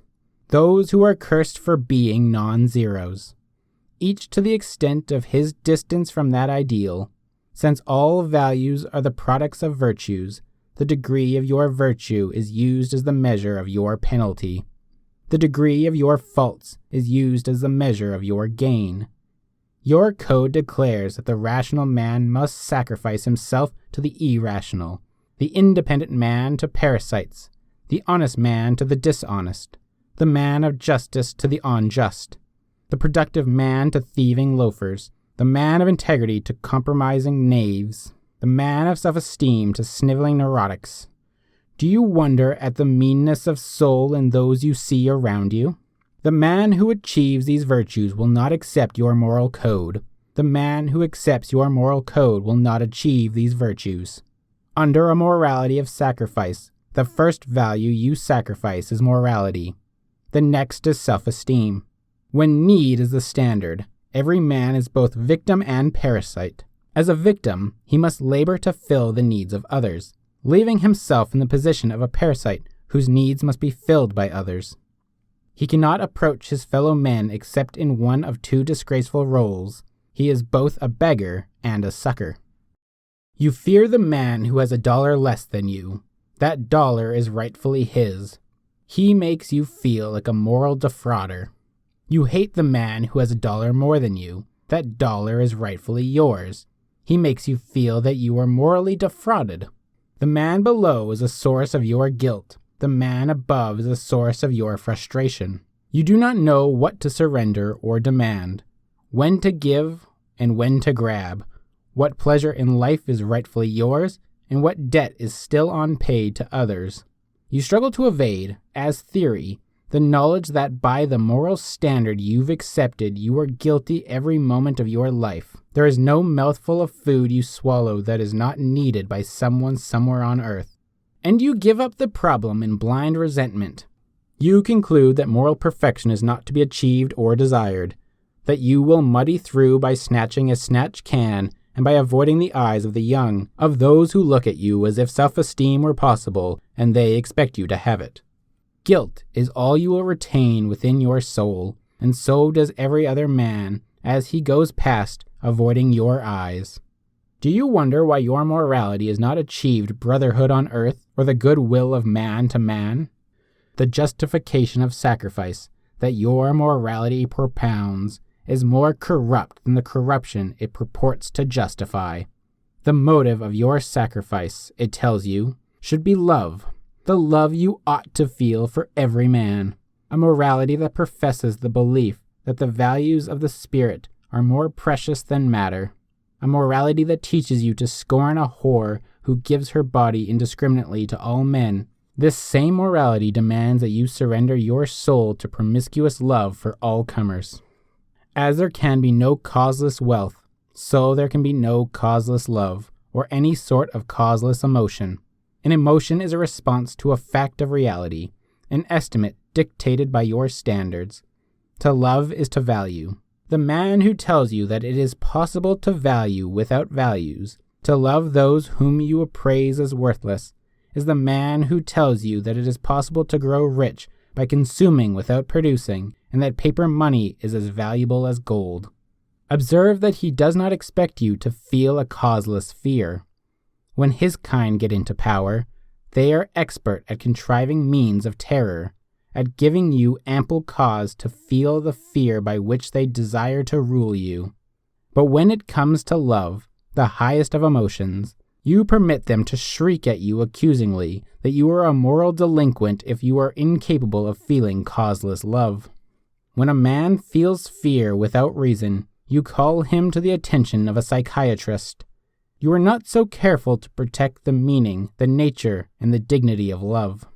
Love is the expression of one's values, the greatest reward you can earn for the moral qualities you have achieved in your character and person, the emotional price paid by one man for the joy he receives from the virtues of another.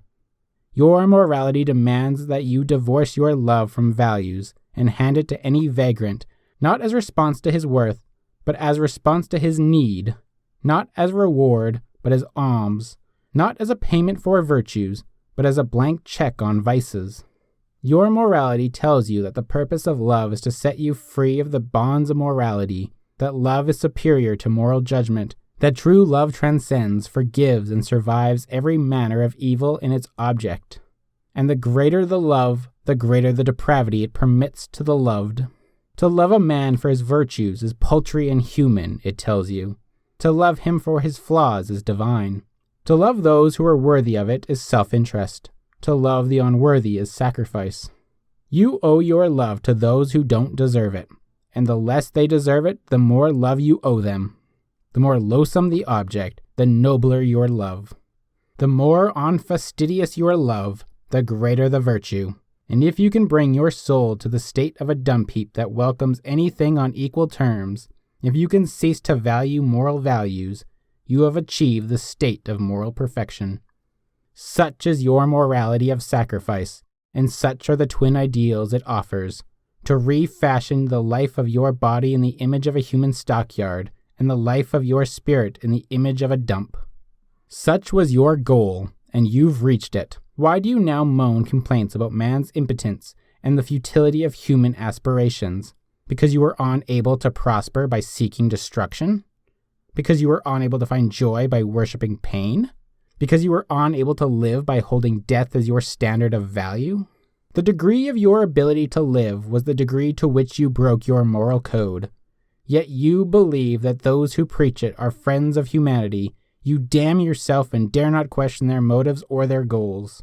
Take a look at them now, when you face your last choice, and if you choose to perish, do so with full knowledge of how cheaply so small an enemy has claimed your life. The mystics of both schools, who preach the creed of sacrifice, are germs that attack you through a single sore, your fear of relying on your mind. They tell you that they possess a means of knowledge higher than the mind, a mode of consciousness superior to reason, like a special pull with some bureaucrat of the universe who gives them secret tips withheld from others. The mystics of spirit declare that they possess an extra sense you lack. This special sixth sense consists of contradicting the whole of the knowledge of your five. The mystics of muscle do not bother to assert any claim to extrasensory perception. They merely declare that your senses are not valid, that their wisdom consists of perceiving your blindness by some manner of unspecified means. Both kinds demand that you invalidate your own consciousness and surrender yourself into their power. They offer you, as proof of their superior knowledge, the fact that they assert the opposite of everything you know, and as proof of their superior ability to deal with existence, the fact that they lead you to misery, self-sacrifice, starvation, destruction. They claim that they perceive a mode of being superior to your existence on this earth. The mystics of spirit call it another dimension, which consists of denying dimensions. The mystics of muscle call it the future, which consists of denying the present. To exist is to possess identity. What identity are they able to give to their superior realm? They keep telling you what it is not, but never tell you what it is. All their identifications consist of negating. God is that which no human mind can know, they say, and proceed to demand that you consider it knowledge. God is non-man, heaven is non-earth, Soul is non-body. Virtue is non-profit. A is non-A. Perception is non-sensory. Knowledge is non-reason. Their definitions are not acts of defining, but of wiping out. It is only the metaphysics of a leech that would cling to the idea of a universe where a zero is a standard of identification. A leech would want to seek escape from the necessity to name its own nature, escape from the necessity to know that the substance on which it builds its private universe is blood. What is the nature of that superior world to which they sacrifice the world that exists? The mystics of spirit curse matter. The mystics of muscle curse profit. The first wish men to profit by renouncing the earth. The second wish men to inherit the earth by renouncing all profit. Their non-material, non-profit worlds are realms where rivers run with milk and coffee, where wine spurts from rocks at their command, where pastry drops on them from clouds at the price of opening their mouth. On this material, profit-chasing earth, an enormous investment of virtue, of intelligence, integrity, energy, skill is required to construct a railroad to carry them the distance of 1 mile. In their non-material, non-profit world, they travel from planet to planet at the cost of a wish. If an honest person asks them, how, they answer with righteous scorn that a how is the concept of vulgar realists. The concept of superior spirits is somehow. On this earth restricted by matter and profit, rewards are achieved by thought. In a world set free of such restrictions, rewards are achieved by wishing. And that is the whole of their shabby secret, the secret of all their esoteric philosophies, of all their dialectics and supersenses, of their evasive eyes and snarling words. The secret for which they destroy civilization, language, industries, and lives. The secret for which they pierce their own eyes and eardrums, grind out their senses, blank out their minds. The purpose for which they dissolve the absolutes of reason, logic, matter, existence, reality, is to erect upon that plastic fog a single, holy absolute, their wish. The restriction they seek to escape is the law of identity. The freedom they seek is freedom from the fact that an A will remain an A, no matter what their tears or tantrums. That a river will not bring them milk, no matter what their hunger. That water will not run uphill, no matter what comforts they could gain if it did. And if they want to lift it to the roof of a skyscraper, they must do it by a process of thought and labor, in which the nature of an inch of pipeline counts, but their feelings do not. That their feelings are impotent to alter the course of a single speck of dust in space, or the nature of any action they have committed. Those who tell you that man is unable to perceive a reality undistorted by his senses mean that they are unwilling to perceive a reality undistorted by their feelings. Things as they are things as perceived by your mind. Divorce them from reason, and they become things as perceived by your wishes. There is no honest revolt against reason, and when you accept any part of their creed, your motive is to get away with something your reason would not permit you to attempt. The freedom you seek is freedom from the fact that if you stole your wealth, you are a scoundrel, no matter how much you give it to charity or how many prayers you recite. That if you sleep with sluts, you are not a worthy husband, no matter how anxiously you feel that you love your wife next morning. That you are an entity, not a series of random pieces scattered through a universe where nothing sticks and nothing commits you to anything. The universe of a child's nightmare where identities switch and swim, where the rodder and the hero are interchangeable parts, arbitrarily assumed at will. That you are a man. That you are an entity. That you are. No matter how eagerly you claim that the goal of your mystic wishing is a higher mode of life, the rebellion against identity is a wish for non-existence. The desire to not be anything is a desire not to be. Your teachers, the mystics of both schools, have reversed causality in their consciousness, then strive to reverse it in existence. They take their emotions as a cause, and their mind as a passive effect. They make their emotions their tools for perceiving reality. They hold their desires as an irreducible primary, as a fact superseding all facts. An honest man does not desire until he has identified the object of his desire. He says, "It is, therefore I want it." They say, "I want it, therefore it is." They want to cheat the axiom of existence and consciousness. They want their consciousness to be an instrument not of perceiving, but of creating existence, and existence to be not the object, but the subject of their consciousness. They want to be that God they created in their image and likeness, who creates a universe out of a void by means of an arbitrary whim. But reality is not to be cheated. What they achieve is the opposite of their desire. They want an omnipotent power over existence. Instead, they lose the power of their consciousness. By refusing to know, they condemn themselves to the horror of a perpetual unknown. Those irrational wishes that draw you to their creed, those emotions you worship as an idol, on whose altar you sacrifice the earth, that dark, incoherent passion within you, which you take as the voice of God or of your glands, is nothing more than the corpse of your mind. An emotion that clashes with your reason, an emotion that you cannot explain or control, is only the carcass of that stale thinking which you forbade your mind to revise.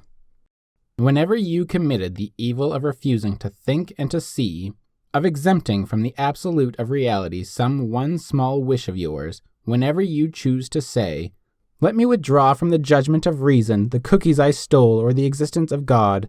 Let me have my one irrational whim, and I will be a man of reason about all else," that was the act of your subverting your consciousness, the act of corrupting your mind. Your mind then became a fixed juror, who takes orders from a secret underworld, whose verdict distorts the evidence to fit an absolute it dares not touch. And a censored reality is the result.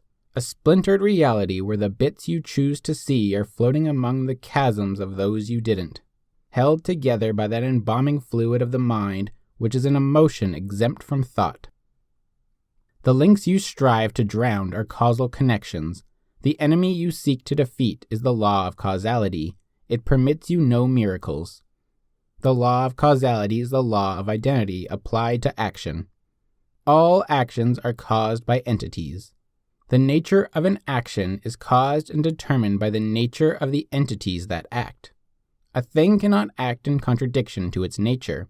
An action not caused by an entity would be caused by a zero, which would mean a zero controlling a thing, a non-entity controlling an entity, the non-existent ruling the existent, which is the universe of your teacher's desire, the cause of their doctrines of causeless action, the reason of their revolt against reason, the goal of their morality, their politics, their economics, the ideal they strive for, the reign of the zero.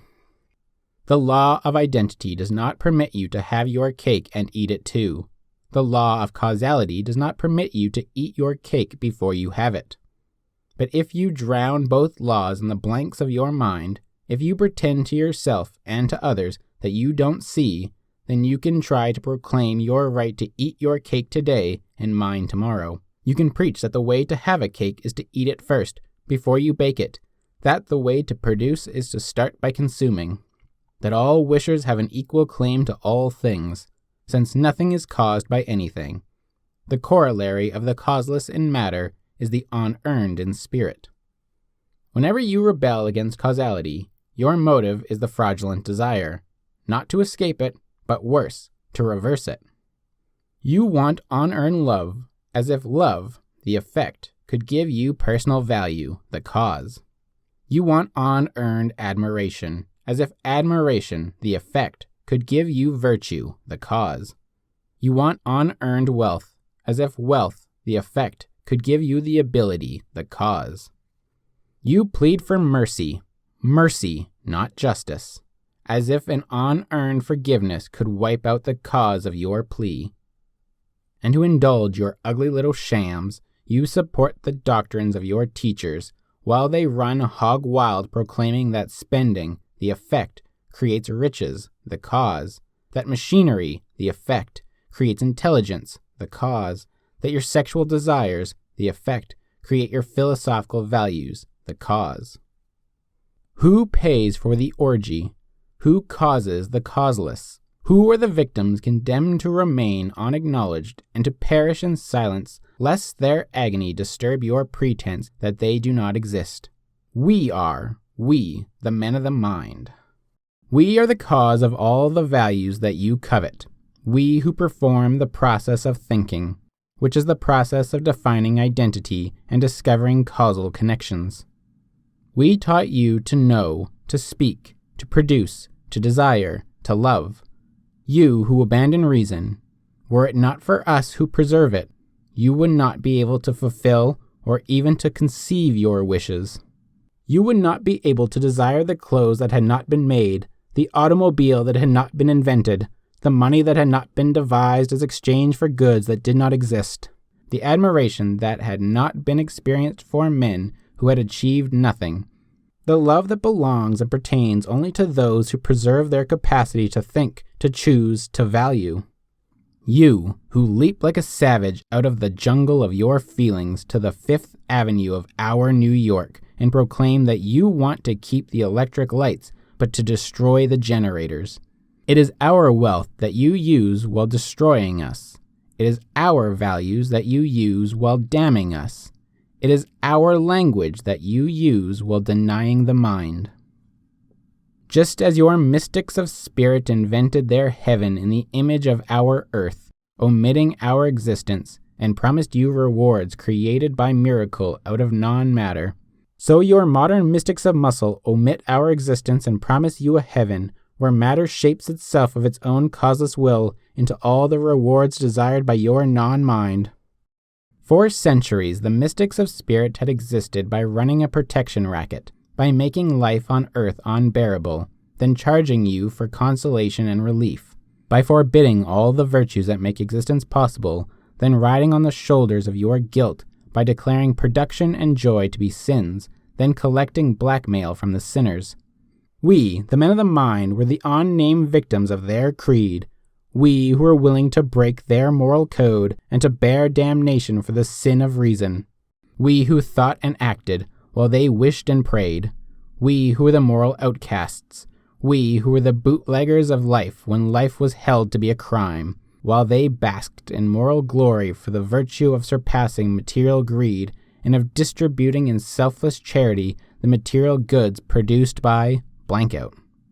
Now we are chained and commanded to produce by savages who do not grant us even the identification of sinners, by savages who proclaim that we do not exist, then threaten to deprive us of the life we don't possess if we fail to provide them with the goods we don't produce. Now we are expected to continue running railroads and to know the minute when a train will arrive after crossing the span of a continent. We are expected to continue running steel mills and to know the molecular structure of every drop of metal in the cables of your bridges and in the body of the airplanes that support you in midair, while the tribes of your grotesque little mystics of muscle fight over the carcass of our world, gibbering in sounds of non-language that there are no principles, no absolutes, no knowledge, no mind. Dropping below the level of a savage who believes that the magic words he utters have the power to alter reality, they believe that reality can be altered by the power of the words they do not utter. And their magic tool is the blank out, the pretense that nothing can come into existence past the voodoo of their refusal to identify it. As they feed on stolen wealth in body, so they feed on stolen concepts in mind and proclaim that honesty consists of refusing to know that one is stealing. As they use effects while denying causes, so they use our concepts while denying their roots and the existence of the concepts they are using. As they seek not to build, but to take over industrial plants, so they seek not to think, but to take over human thinking.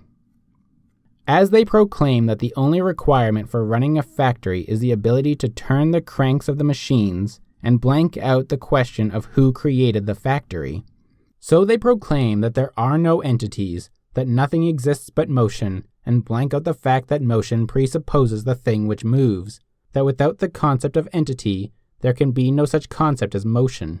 As they proclaim their right to consume the unearned, and blank out the question of who's to produce it, so they proclaim that there is no law of identity, that nothing exists but change, and blank out the fact that change presupposes the concept of what changes, from what and to what, that without the law of identity, no such concept as change is possible. As they rob an industrialist while denying his value, so they seek to seize power over all of existence while denying that existence exists. We know that we know nothing, they chatter, blanking out the fact that they are claiming knowledge. There are no absolutes, they chatter, blanking out the fact that they are uttering an absolute. You cannot prove that you exist or that you are conscious, they chatter, blanking out the fact that proof presupposes existence, consciousness, and a complex chain of knowledge. The existence of something to know, of a consciousness able to know it, and of a knowledge that has learned to distinguish between such concepts as the proved and the unproved. When a savage who has not learned to speak declares that existence must be proved, he is asking you to prove it by means of non-existence. When he declares that your consciousness must be proved, he is asking you to prove it by means of unconsciousness.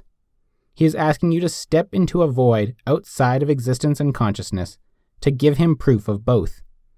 He is asking you to become a zero, gaining knowledge about a zero. When he declares that an axiom is a matter of arbitrary choice, and he doesn't choose to accept the axiom that he exists, he blanks out the fact that he has accepted it by uttering that sentence, that the only way to reject it is to shut one's mouth, expound no theories, and die.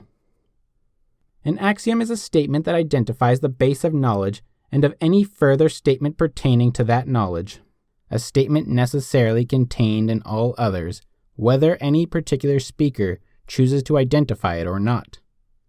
An axiom is a preposition that defeats its opponents by the fact that they have to accept it and use it in the process of any attempt to deny it.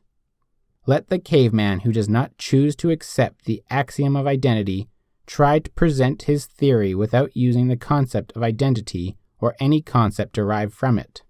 Let the anthropoid who does not choose to accept the existence of nouns try to devise a language without nouns, adjectives, or verbs.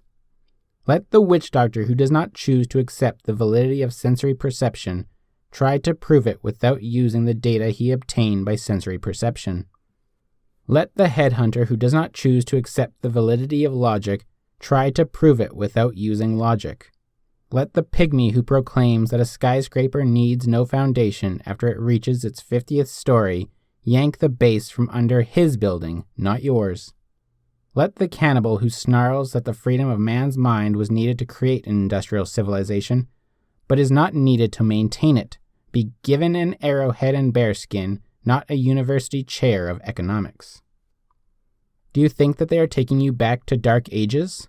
They are taking you back to darker ages than any your history has known. Their goal is not the era of pre-science, but the era of pre-language. Their purpose is to deprive you of the concept on which man's mind, his life, and his culture depend, the concept of an objective reality. Identify the development of a human consciousness, and you will know the purpose of their creed. A savage is a being who has not grasped that A is A and that reality is real. He has arrested his mind at the level of a baby's, at the state when a consciousness acquires its initial sensory perception and has not learned to distinguish solid objects.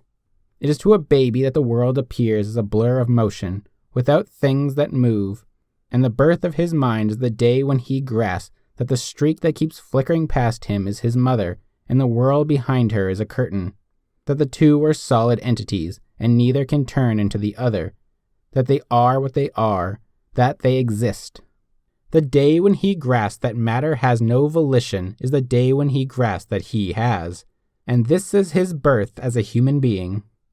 The day when he grasps that the reflection he sees in a mirror is not a delusion, that it is real, but it is not himself, that the mirage he sees in a desert is not a delusion, that the air and the light rays that cause it are real, but it is not a city, it is a city's reflection. The day when he grasps that he is not a passive recipient of the sensations of any given moment, that his senses do not provide him with automatic knowledge in separate snatches independent of context, but only with the material of knowledge, which his mind must learn to integrate. The day when he grasps that his senses cannot deceive him, that physical objects cannot act without causes, that his organs of perception are physical and have no volition, no power to invent or to distort, that the evidence they give him is an absolute, but his mind must learn to understand it, His mind must discover the nature, the causes, the full context of his sensory material. His mind must identify the things that he perceives. That is the day of his birth as a thinker and scientist. We are the men who reach that day. You are the men who choose to reach it partially. A savage is a man who never does. To a savage, the world is a place of unintelligible miracles, where anything is possible to inanimate matter and nothing is possible to him. His world is not the unknown, but that irrational horror, the unknowable. He believes that physical objects are endowed with a mysterious volition, moved by causeless, unpredictable whims, while he is a helpless pawn at the mercy of forces beyond his control. He believes that nature is ruled by demons who possess an omnipotent power, and that reality is their fluid plaything, where they can turn a bowl of meal into a snake and his wife into a beetle at any moment, where the A he has never discovered can be any non-A they choose, where the knowledge he possesses is that he must not attempt to know. He can count on nothing, he can only wish, and he spends his life on wishing, on begging his demons to grant him his wishes by the arbitrary power of their will, giving them credit when they do, taking the blame when they don't, offering them sacrifices in token of his gratitude and sacrifices in token of his guilt, crawling on his belly in fear and worship of sun and moon and wind and rain, and of any thug who announces himself as their spokesman, provided his words are unintelligible and his mask sufficiently frightening. He wishes, begs, and crawls and dies, leaving you as a record of his view of existence, the distorted monstrosities of his idols, part man, part animal, part spider, the embodiments of the world of non-A. His is the intellectual state of your modern teachers, and his is the world to which they want to bring you. If you wonder by what means they propose to do it, walk into any college classroom and you will hear your professors teaching your children that man can be certain of nothing, that his consciousness has no validity whatever, that he can learn no facts and no laws of existence, that he is incapable of knowing an objective reality. What, then, is his standard of knowledge and truth? Whatever others believe is their answer. There is no knowledge, they teach. There's only faith. Your belief that you exist is an act of faith, no more valid than another's faith in his right to kill you. The axioms of science are an act of faith, no more valid than a mystic's faith in revelations. The belief that electric light can be produced by a generator is an act of faith, no more valid than the belief that it can be produced by a rabbit's foot kissed under a stepladder on the first of the moon. Truth is whatever people want it to be, and people are everyone except yourself. Reality is whatever people choose to say it is. There are no objective facts. There are only people's arbitrary wishes. A man who seeks knowledge in a laboratory by means of test tubes and logic is an old-fashioned, superstitious fool. A true scientist is a man who goes around taking public polls, and if it weren't for the selfish greed of the manufacturers of steel girders, who have a vested interest in obstructing the progress of science, you would learn that New York City does not exist, because a poll of the entire population of the world would tell you by a landslide majority that their beliefs forbid its existence. For centuries, the mystics of spirit have proclaimed that faith is superior to reason, but have not dared deny the existence of reason. Their heirs and products, the mystics of muscle, have completed their job and achieved their dream. They proclaim that everything is faith, and call it a revolt against believing. As a revolt against unproved assertions, they proclaim that nothing can be proved. As revolt against supernatural knowledge, they proclaim that no knowledge is possible. As revolt against the enemies of science, they proclaim that science is superstition. As revolt against the enslavement of the mind, they proclaim that there is no mind. If you surrender your power to perceive, if you accept the switch of your standard from the objective to the collective, and wait for mankind to tell you what to think, you will find another switch taking place before the eyes you have renounced. You will find that your teachers become the rulers of the collective, and if you then refuse to obey them, protesting that they are not the whole of mankind, they will answer, "By what means do you know that we are not? Our brother? Where did you get that old-fashioned term?" If you doubt that such is their purpose, Observe with what passionate consistency the mystics of muscle are striving to make you forget that such a concept as mind has ever existed.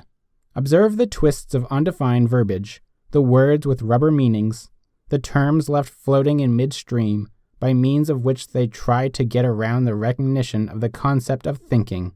Your consciousness, they tell you, consists of reflexes, reactions, experiences, urges, and drives, and refuse to identify the means by which they acquired that knowledge, to identify the act they are performing when they tell it, or the act you are performing when you listen.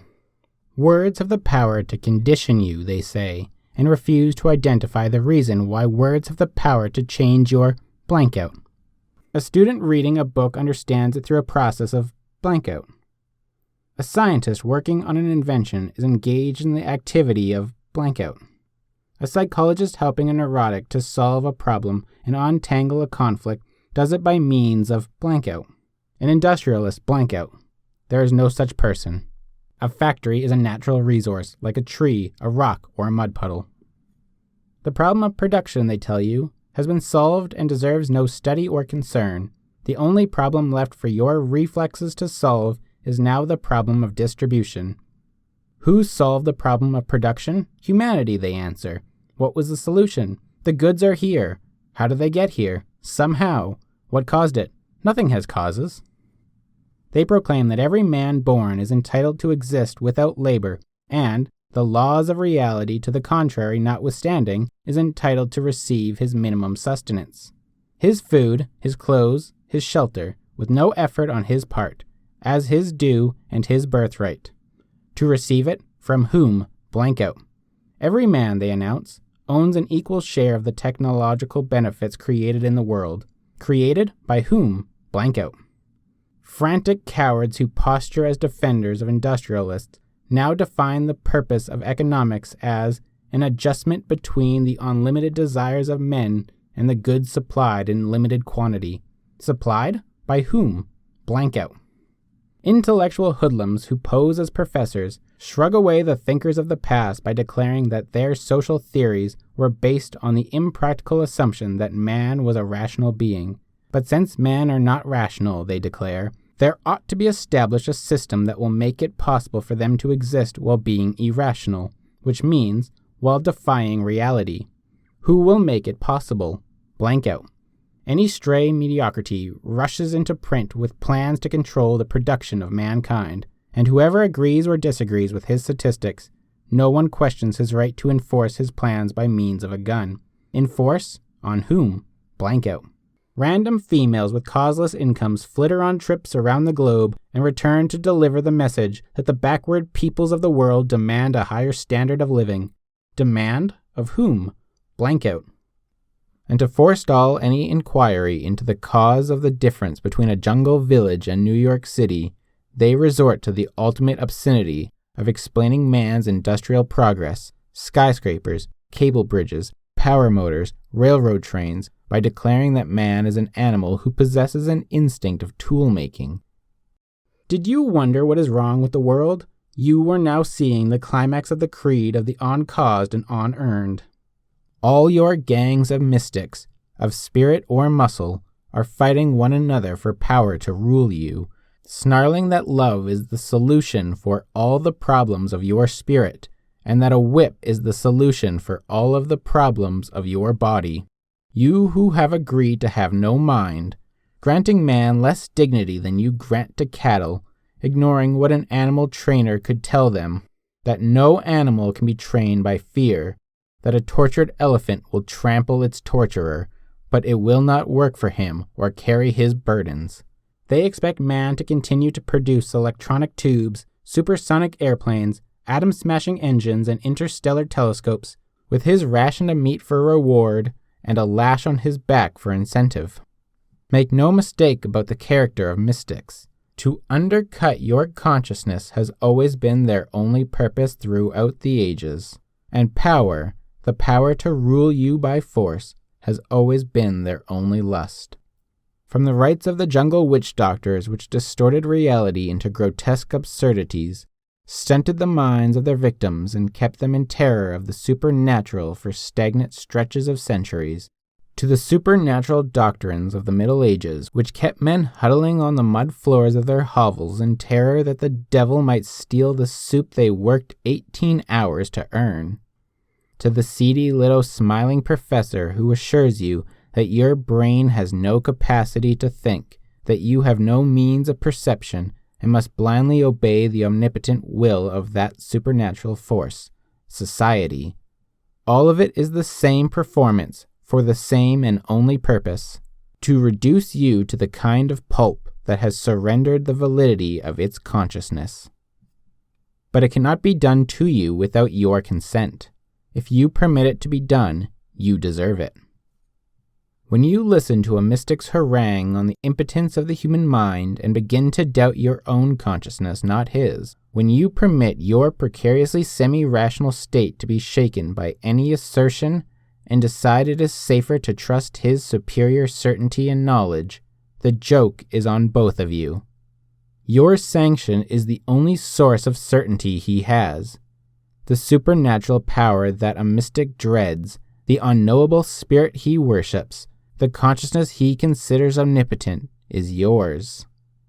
A mystic is a man who surrendered his mind at its first encounter with the minds of others, somewhere in the distant reaches of his childhood, when his own understanding of reality clashed with the assertions of others, with their arbitrary orders and contradictory demands. He gave in to so craven a fear of independence that he renounced his rational faculty. At the crossroads of the choice between I know and they say, he chose the authority of others. He chose to submit rather than to understand, to believe rather than to think. Faith in the supernatural begins as faith in the superiority of others. His surrender took the form of the feeling that he must hide his lack of understanding, that others possess some mysterious knowledge of which he alone is deprived, that reality is whatever they want it to be through some means forever denied to him. From then on, afraid to think, he is left at the mercy of unidentified feelings. His feelings become his only guide, his only remnant of personal identity. He clings to them with ferocious possessiveness, and whatever thinking he does is devoted to the struggle of hiding from himself that the nature of his feelings is terror. When a mystic declares that he feels the existence of a power superior to reason, he feels it all right, but that power is not an omniscient superspirit of the universe. It is the consciousness of any passer-by to whom he has surrendered his own. A mystic is driven by the urge to impress, to cheat, to flatter, to deceive, to force that omnipotent consciousness of others. They are his only key to reality. He feels that he cannot exist save by harnessing their mysterious power and extorting their unaccountable consent. They are his only means of perception, and, like a blind man who depends on the sight of a dog, he feels he must leash them in order to live. To control the consciousness of others becomes his only passion. Power lust is a weed that grows only in the vacant lots of an abandoned mind. Every dictator is a mystic, and every mystic is a potential dictator. A mystic craves obedience from men, not their agreement. He wants them to surrender their consciousness to his assertions, his edicts, his wishes, his whims, as his consciousness is surrendered to theirs. He wants to deal with men by means of faith and force. He finds no satisfaction in their consent if he must earn it by means of facts and reason. Reason is the enemy he dreads, and simultaneously considers precarious. Reason, to him, is a means of deception. He feels that men possess some power more potent than reason, and only their causeless belief or their forced obedience can give him a sense of security, a proof that he has gained control of the mystic endowment he lacked. His lust is to command, not to convince. Conviction requires an act of independence, and rests on the absolute of an objective reality. What he seeks is power over reality, and over men's means of perceiving it, their mind, the power to interpose his will between existence and consciousness, as if, by agreeing to fake the reality he orders them to fake, men would, in fact, create it. Just as the mystic is a parasite in matter who expropriates the wealth created by others, just as he is a parasite in spirit who plunders the ideas created by others, so he falls below the level of a lunatic who creates his own distortion of reality to the level of a parasite of lunacy who seeks a distortion created by others. There is only one state that fulfills the mystic's longing for infinity, non-causality, non-identity: death. No matter what unintelligible causes he ascribes to his incommunicable feelings, whoever rejects reality rejects existence, and the feelings that move him from then on are hatred for all the values of man's life, and lust for all the evils that destroy it. A mystic relishes the spectacle of suffering, of poverty, subservience, and terror. These give him a feeling of triumph, a proof of the defeat of rational reality, but no other reality exists. No matter whose welfare he professes to serve, be it the welfare of God or of that disembodied gargoyle he describes as the people, no matter what ideal he proclaims in terms of some supernatural dimension, in fact, in reality, on earth, his ideal is death. His craving is to kill. His only satisfaction is to torture. Destruction is the only end that the mystic's creed has ever achieved, as it is the only end that you see them achieving today. And if the ravages wrought by their acts have not made them question their doctrines, if they profess to be moved by love, yet are not deterred by piles of human corpses, it is because the truth about their souls is worse than the obscene excuse you have allowed them, the excuse that the end justifies the means, and that the horrors they practice are means to nobler ends. The truth is that those horrors are their ends. You who are depraved enough to believe that you could adjust yourself to a mystic's dictatorship and please him by obeying his orders. There is no way to please him. When you obey, he will reverse his orders. He seeks obedience for the sake of obedience, and destruction for the sake of destruction.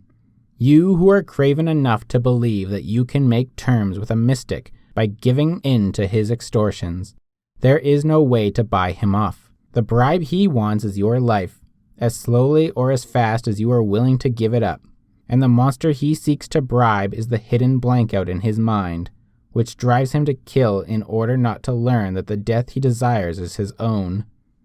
You who are innocent enough to believe that the forces let loose in your world today are moved by greed for material plunder, the mystic's scramble for spoils is only a screen to conceal from their mind the nature of their motive. Wealth is a means of human life, and they clamor for wealth in imitation of living beings, to pretend to themselves that they desire to live. But their swinish indulgence in plundered luxuries is not enjoyment, it is escape. They do not want to own your fortune, they want you to lose it. They do not want to succeed, they want you to fail. They do not want to live, they want you to die. They desire nothing, they hate existence, and they keep running, each trying not to learn that the object of his hatred is himself. You who have never grasped the nature of evil, you who describe them as misguided idealists, may the God you invented forgive you. They are the essence of evil. They, those anti-living objects who seek, by devouring the world, to fill the selfless zero of their soul. It is not your wealth that they are after. Theirs is a conspiracy against the mind, which means against life and man. It is a conspiracy without leader or direction, and the random little thugs of the moment who cash in on the agony of one land or another are chance scum riding the torrent from the broken dam of the sewer of centuries, from the reservoirs of hatred for reason, for logic, for ability, for achievement, for joy, stored by every whining anti-human who ever preached the superiority of the heart over the mind. It is a conspiracy of all those who seek not to live, but to get away with living, those who seek to cut just one small corner of reality and are drawn, by feeling, to all the others who are busy cutting other corners. A conspiracy that unites by links of evasion all those who pursue a zero as a value, The professor who, unable to think, takes pleasure in crippling the minds of his students. The businessman who, to protect his stagnation, takes pleasure in chaining the ability of competitors. The neurotic who, to defend his self-loathing, takes pleasure in breaking men of self-esteem. The incompetent who takes pleasure in defeating achievement. The mediocrity who takes pleasure in demolishing greatness. The eunuch who takes pleasure in the castration of all pleasure. And all their intellectual munition makers, all those who preach that the emulation of virtue will transform vices into virtue. Death is the premise at the root of their theories. Death is the goal of their actions and practice, and you are the last of their victims. We, who were the living buffers between you and the nature of your creed, are no longer there to save you from the effects of your chosen beliefs.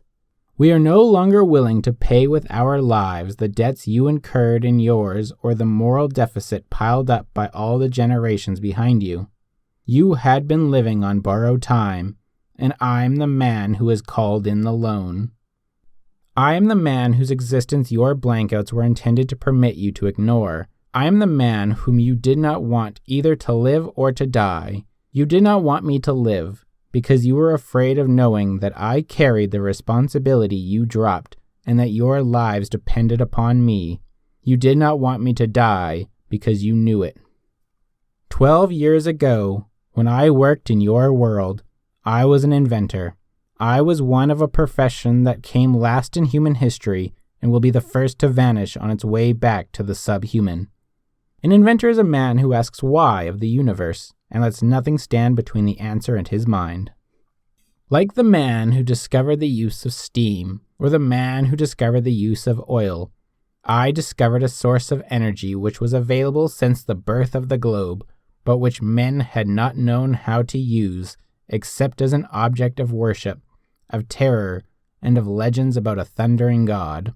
I completed the experimental model of a motor that would have made a fortune for me and for those who had hired me, a motor that would have raised the efficiency of every human installation using power, and would have added the gift of higher productivity to every hour you spend at earning your living.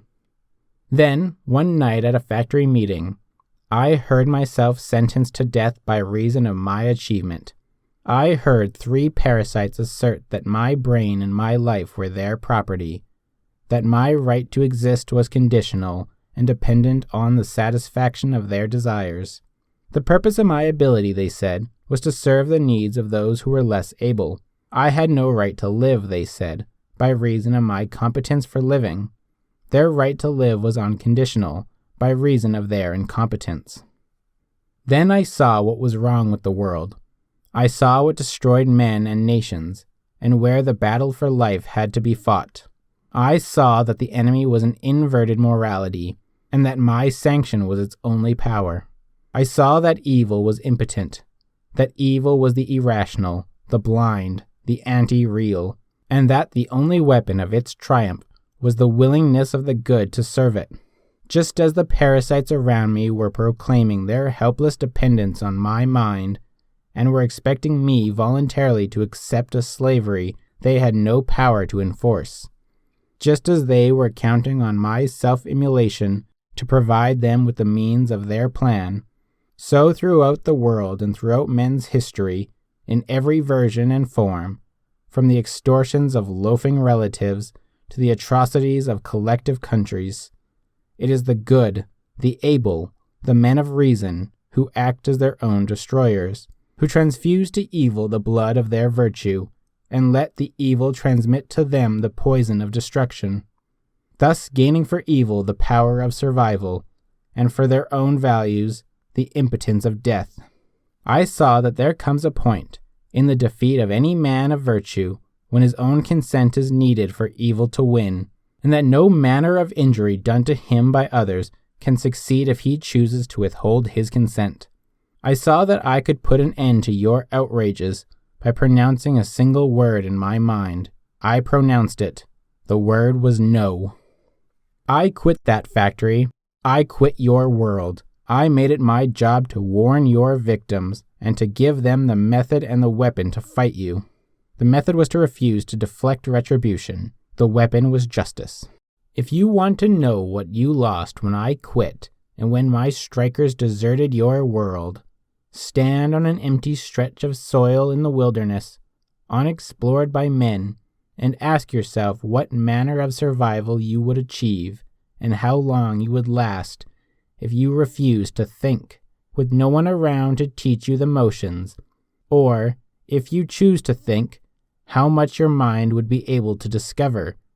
Ask yourself how many independent conclusions you have reached in the course of your life, and how much of your time was spent on performing the actions you learn from others. Ask yourself whether you would be able to discover how to till the soil and grow your food, whether you would be able to invent a wheel, a lever, an induction coil, a generator, an electronic tube, then decide on whether men of ability are exploiters who live by the fruits of your labor and rob you of the wealth that you produce, and whether you dare to believe that you possess the power to enslave them. Let your women take a look at a jungle female with her shriveled face and pendulous breasts, as she sits grinding meal in a bowl hour after hour, century by century. Then let them ask themselves whether their instinct of tool-making will provide them with their electronic refrigerators, their washing machines, and vacuum cleaners, and, if not, whether they care to destroy those who provided it all, but not by instinct.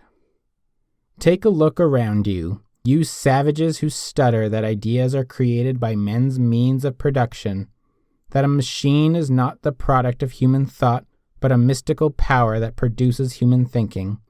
You have never discovered the industrial age, and you cling to the morality of the barbarian eras, when a miserable form of human subsistence was produced by the muscular labor of slaves. Every mystic has always longed for slaves, to protect him from the material reality he dreaded. But you grotesque little adavants, stare blindly at the skyscrapers and smokestacks around you, and dream of enslaving the material providers who are scientists, inventors, industrialists. When you clamor for public ownership of the means of production, you are clamoring for public ownership of the mind. I have taught my strikers that the answer you deserve is only, try and get it. You proclaim yourself unable to harness the forces of inanimate matter, yet propose to harness the minds of men who are able to achieve the feats you cannot equal. You proclaim that you cannot survive without us, yet propose to dictate the terms of our survival. You proclaim that you need us, yet indulge the impertinence of asserting your right to rule us by force, and expect that we, who are not afraid of that physical nature which fills you with terror, will cower at the sight of any lout who has talked you into voting him a chance to command us. You propose to establish a social order based on the following tenets: that you're incompetent to run your own life, but competent to run the lives of others; that you're unfit to exist in freedom, but fit to become an omnipotent ruler; that you're unable to earn your living by the use of your own intelligence, but able to judge politicians and to vote them into jobs of total power over arts you have never seen, over sciences you have never studied, over achievements of which you have no knowledge, over the gigantic industries where you, by your own definition of your capacity, would be unable successfully to fill the job of assistant greaser. This idol of your cult of zero worship, this symbol of impotence, the congenital dependent, is your image of man and your standard of value, in whose likeness you strive to refashion your soul.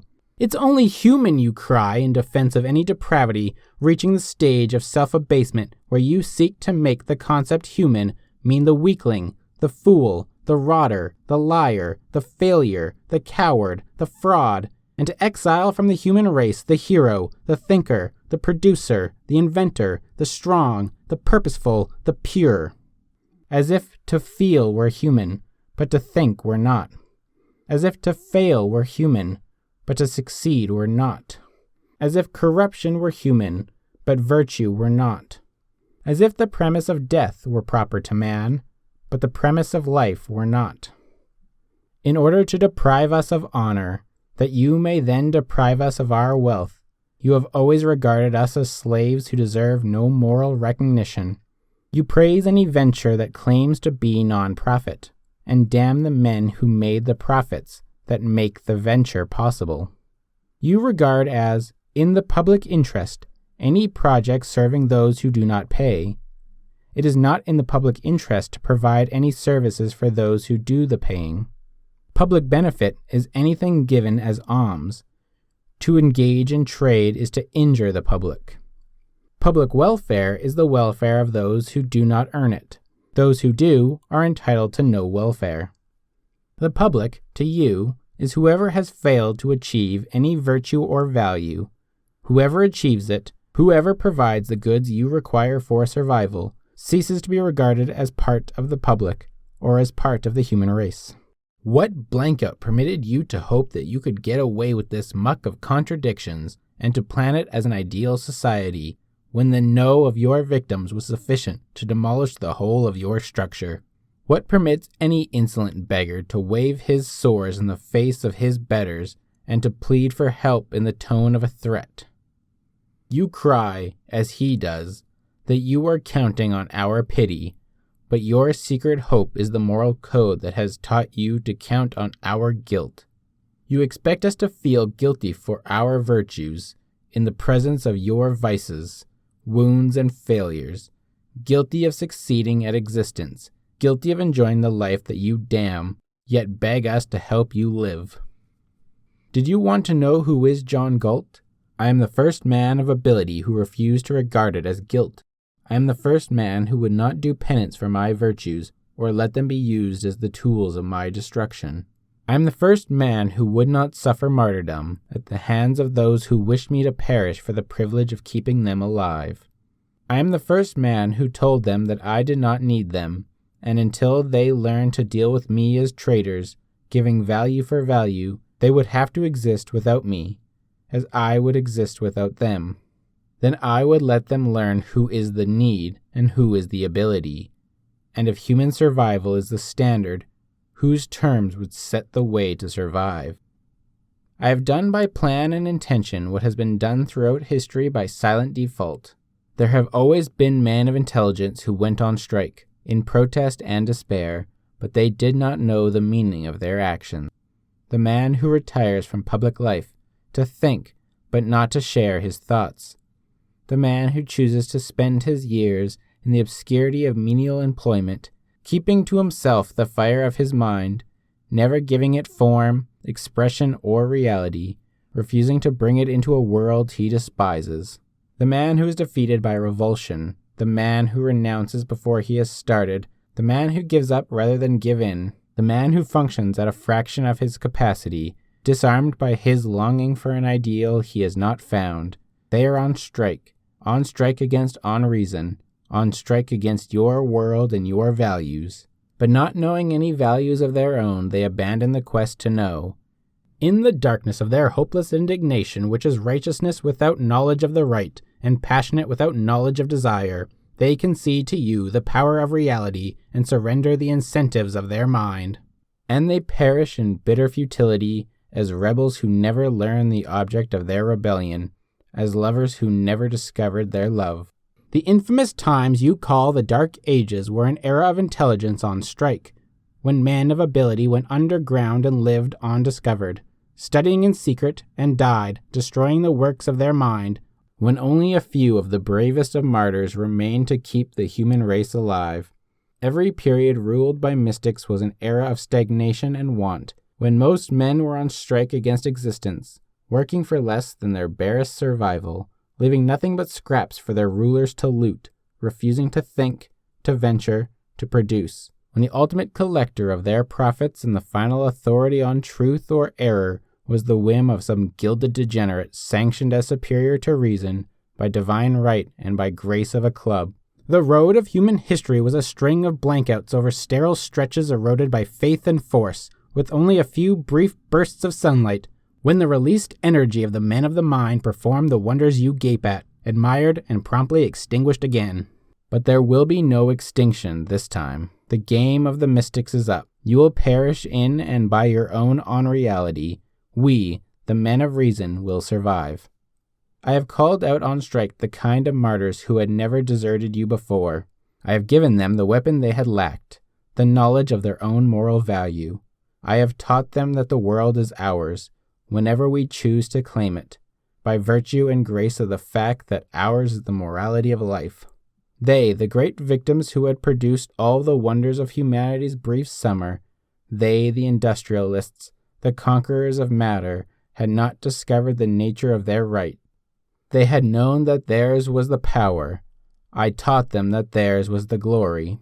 You who dare to regard us as the moral inferiors of any mystic who claims supernatural visions, you who scramble like vultures for plundered pennies, yet honor a fortune-teller above a fortune-maker, you who scorn a businessman as ignoble, but esteem any posturing artist as exalted. The root of your standards is that mystic miasm which comes from primordial swamps, that cult of death which pronounces a businessman immoral by reason of the fact that he keeps you alive.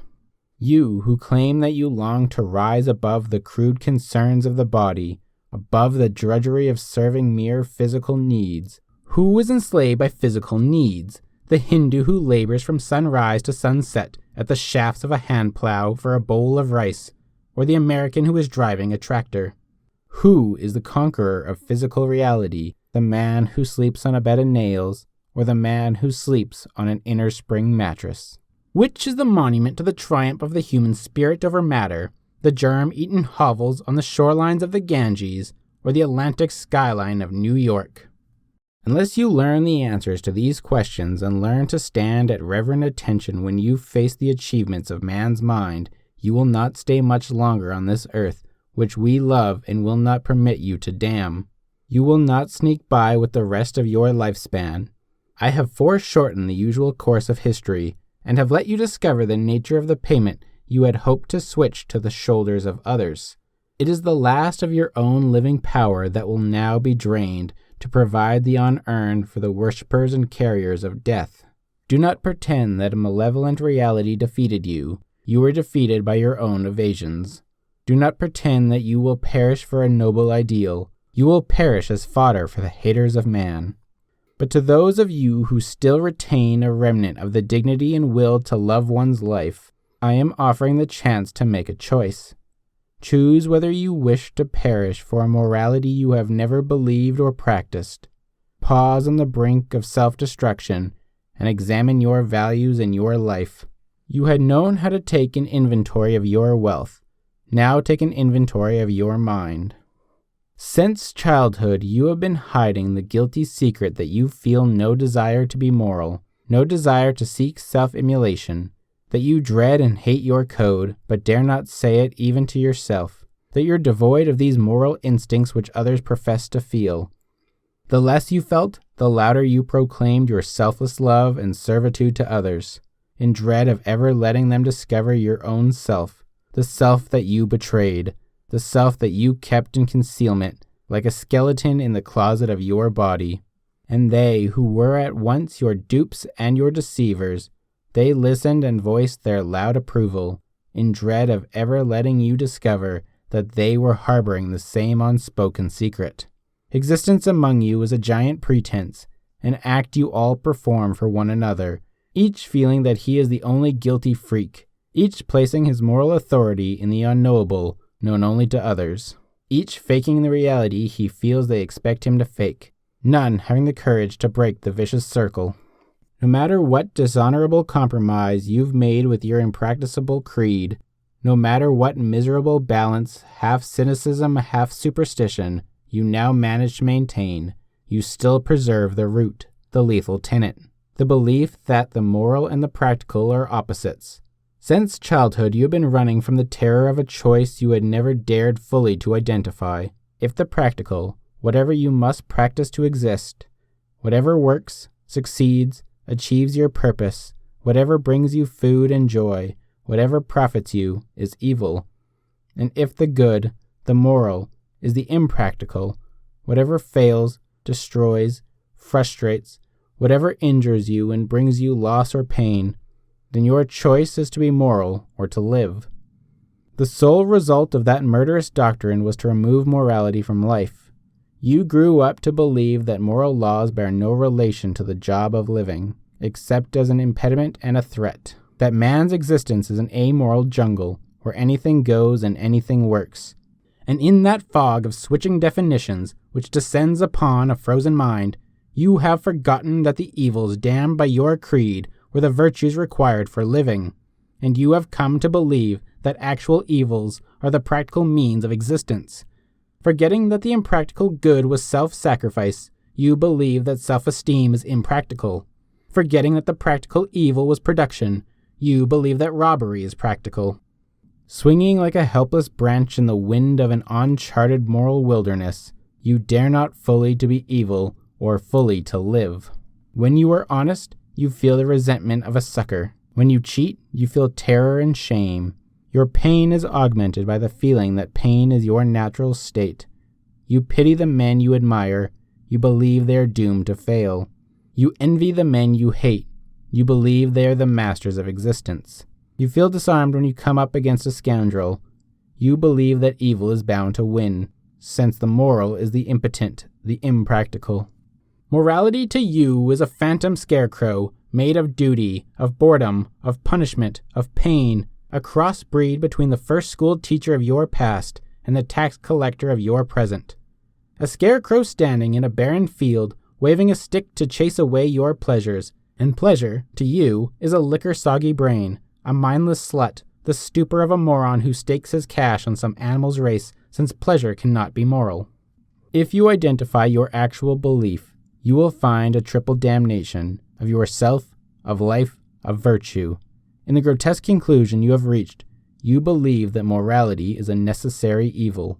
Do you wonder why you live without dignity, love without fire, and die without resistance? Do you wonder why, wherever you look, you see nothing but unanswerable questions? Why your life is torn by impossible conflicts?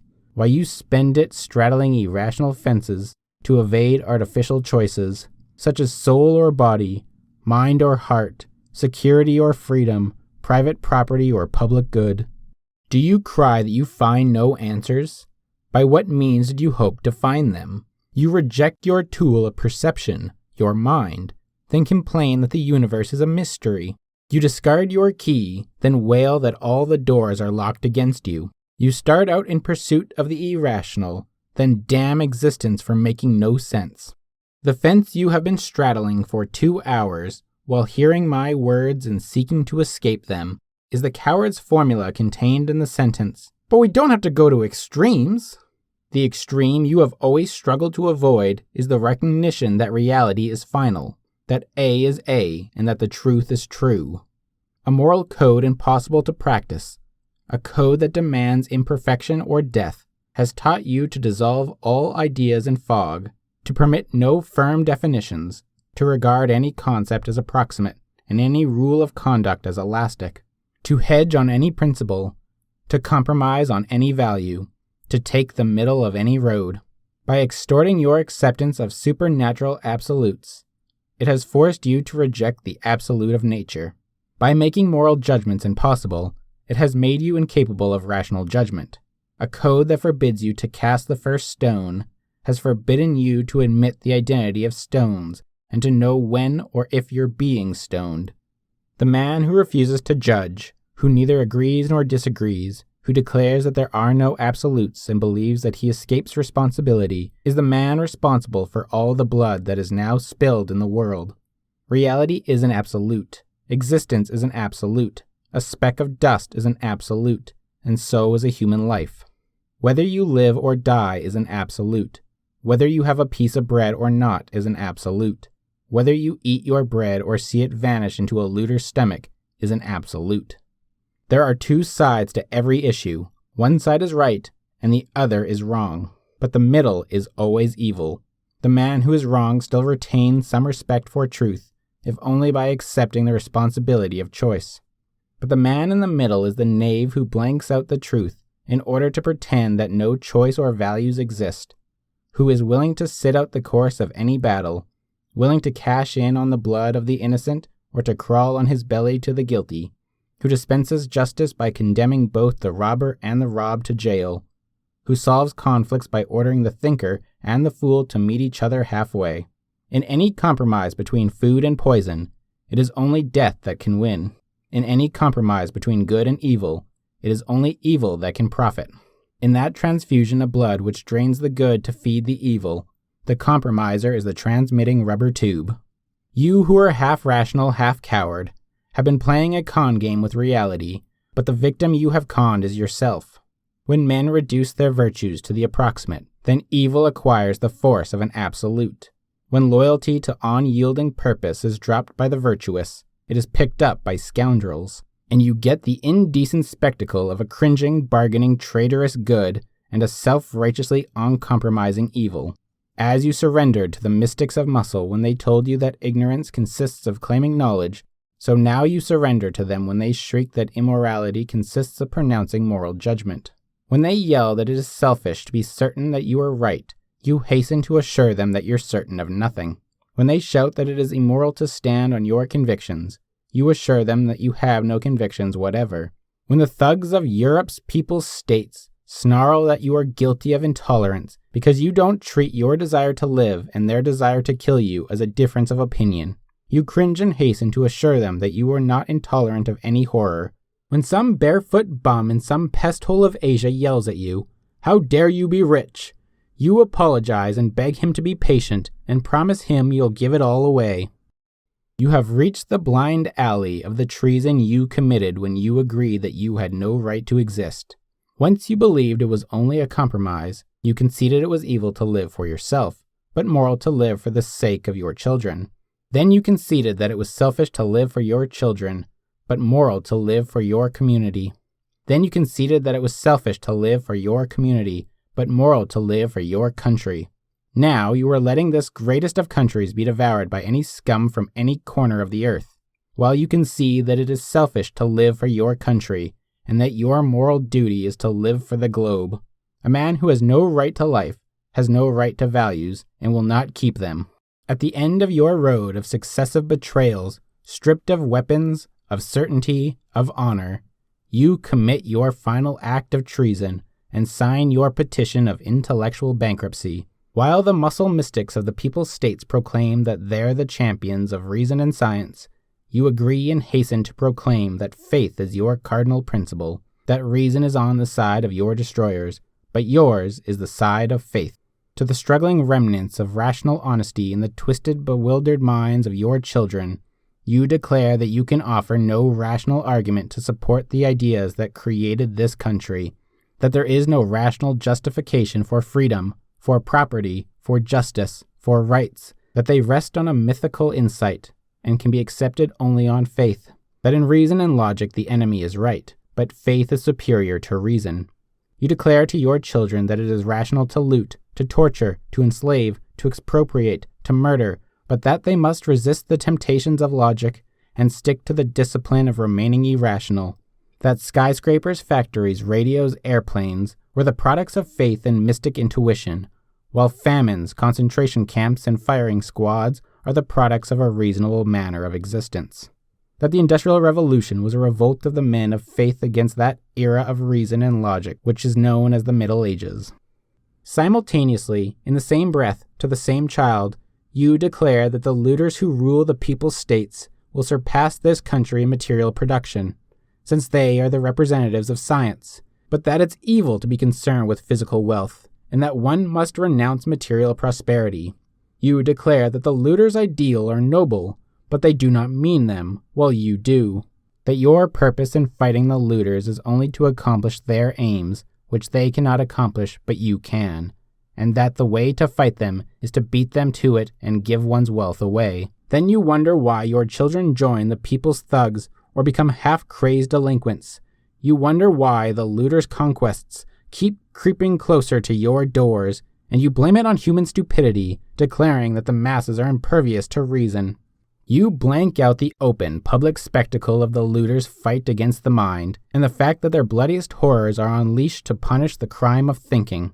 You blank out the fact that most mystics of muscle started out as mystics of spirit, that they keep switching from one to the other, that the men you call materialists and spiritualists are only two halves of the same dissected human, forever seeking completion, but seeking it by switching from the destruction of the flesh to the destruction of the soul and vice versa.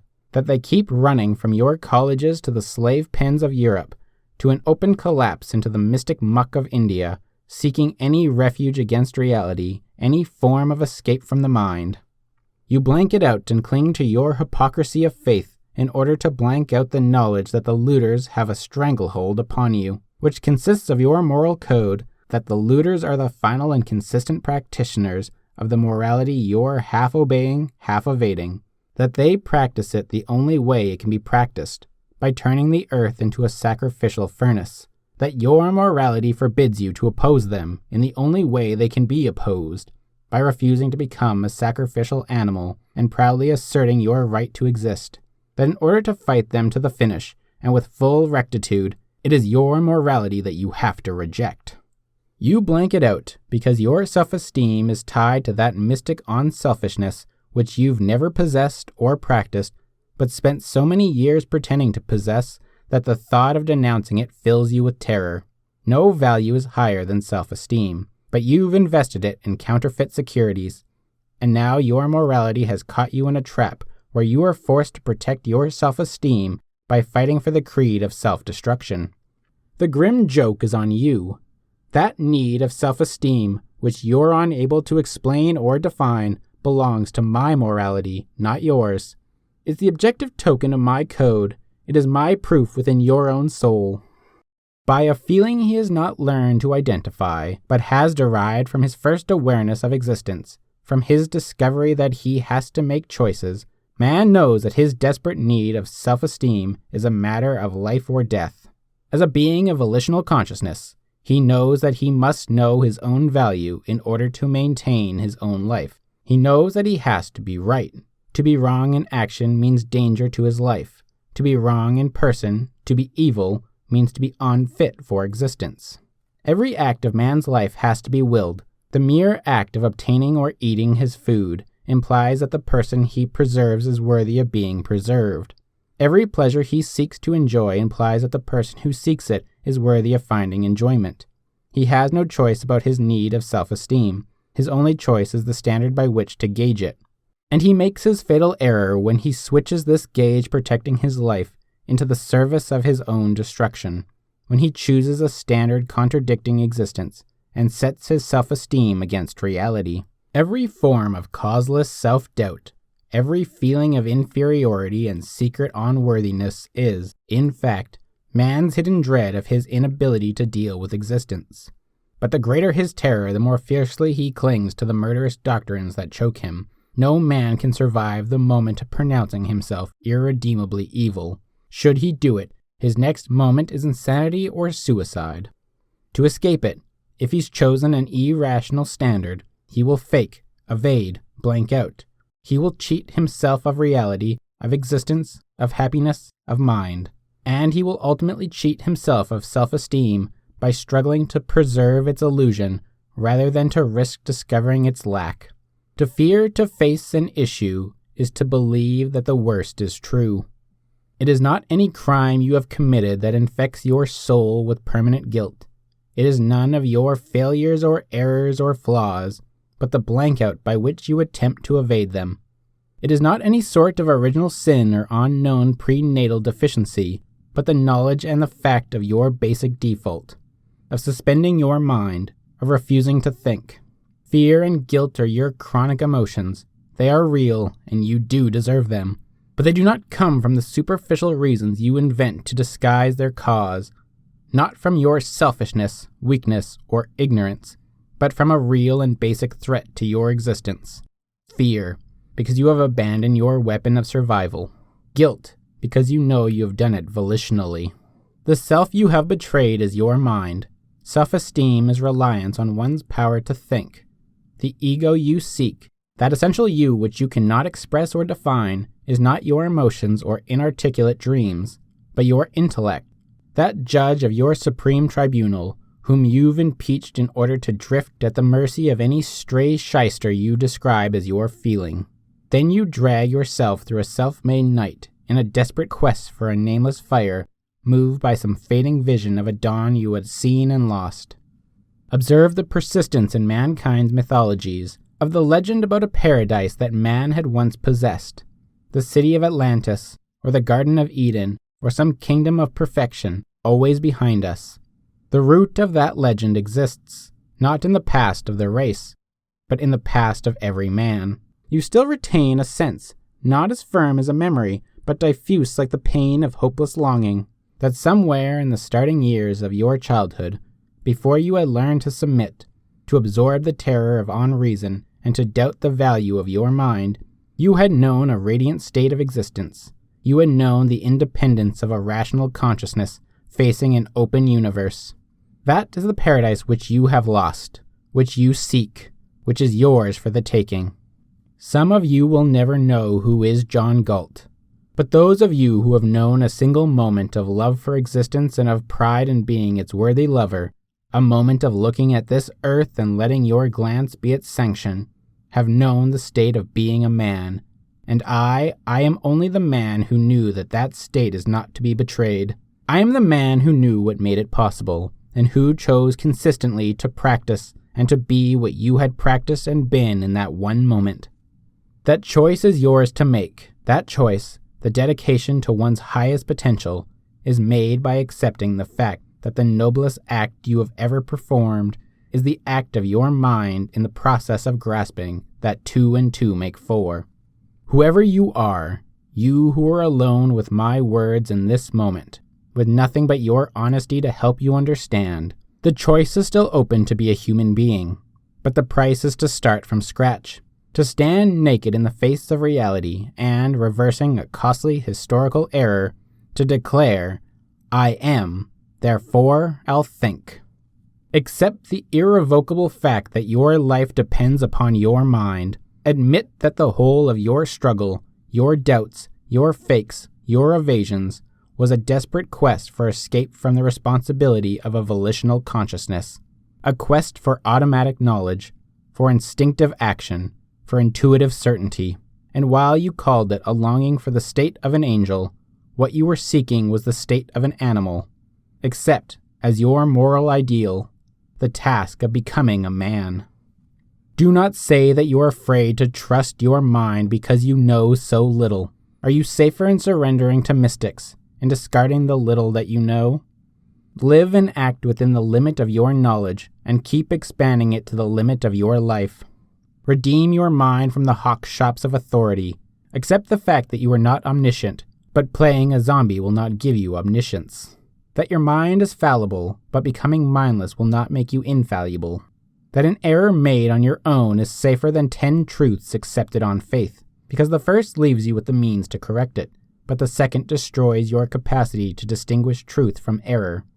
In place of your dream of an omniscient automaton, accept the fact that any knowledge man acquires is acquired by his own will and effort, and that is his distinction in the universe, that is his nature, his morality, his glory.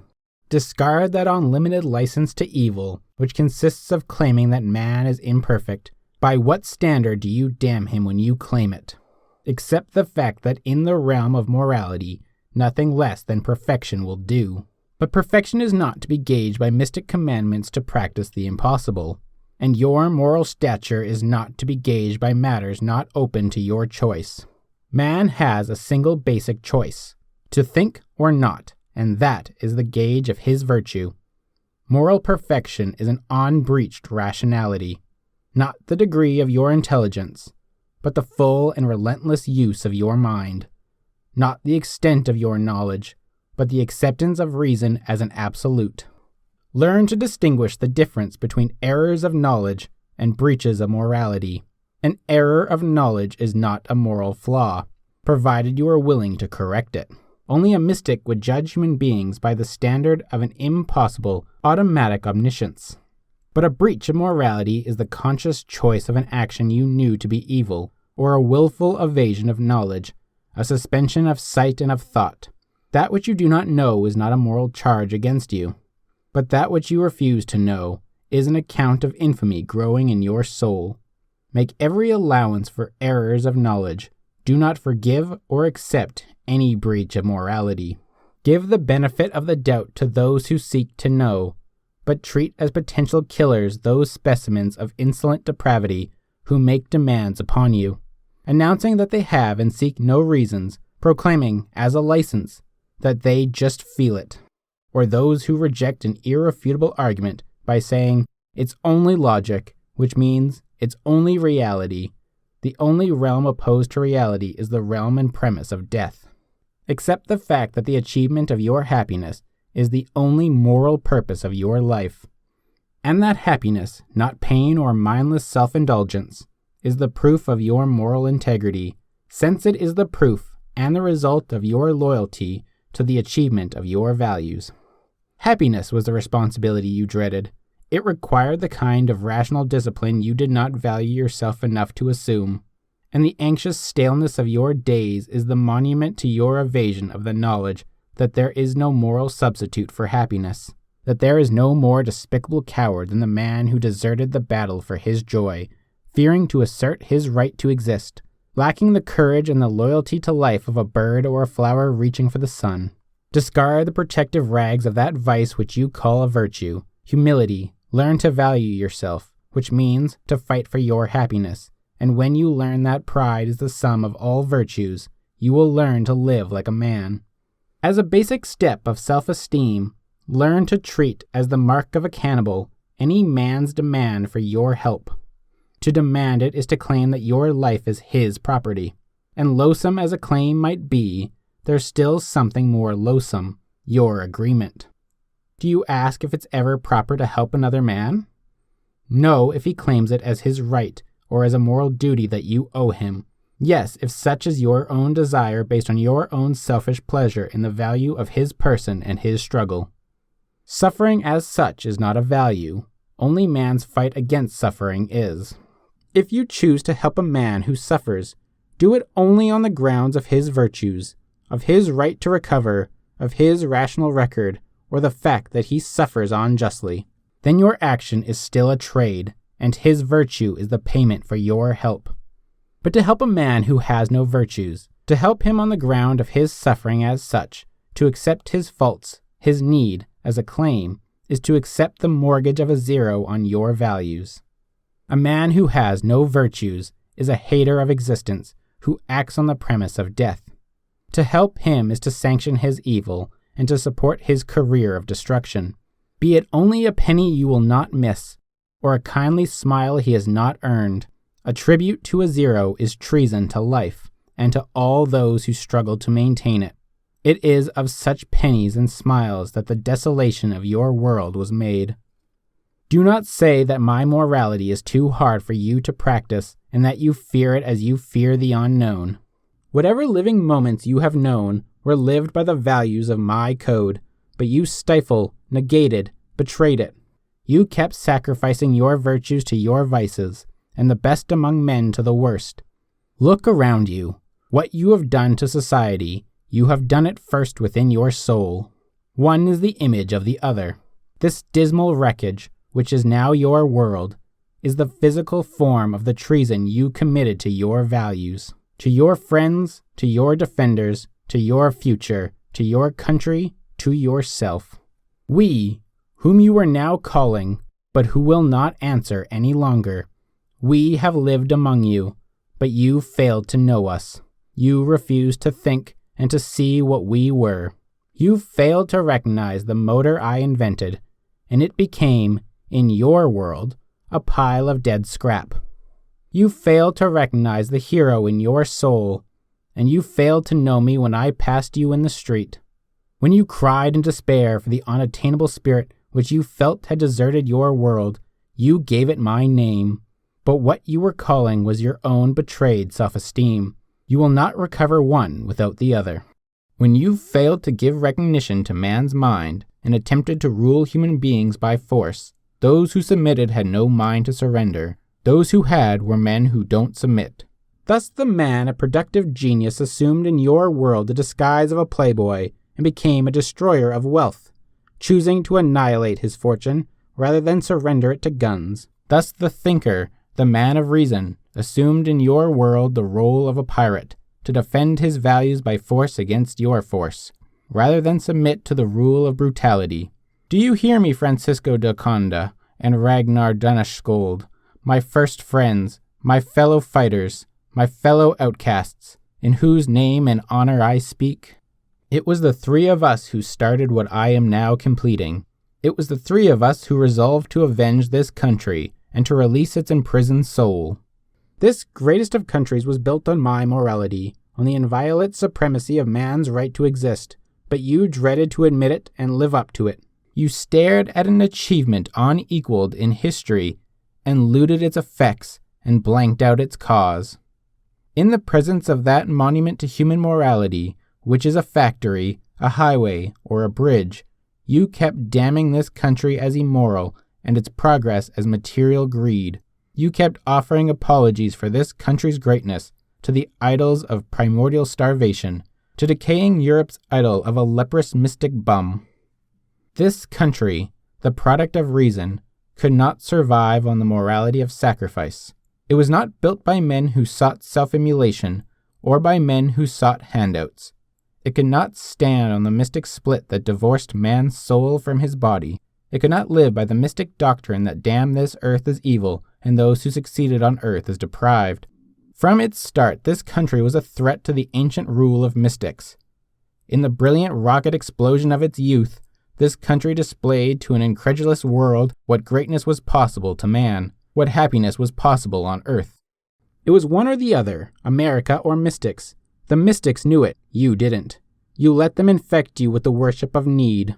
And this country became a giant in body, with a mooching midget in place of its soul, while its living soul was driven underground to labor and feed you in silence, unnamed, unhonored, negated, its soul and hero, the industrialist. Do you hear me now, Hank Rearden, the greatest of the victims I have avenged? Neither he nor the rest of us will return until the road is clear to rebuild this country, until the wreckage of the morality of sacrifice has been wiped out of our way. A country's political system is based on its code of morality.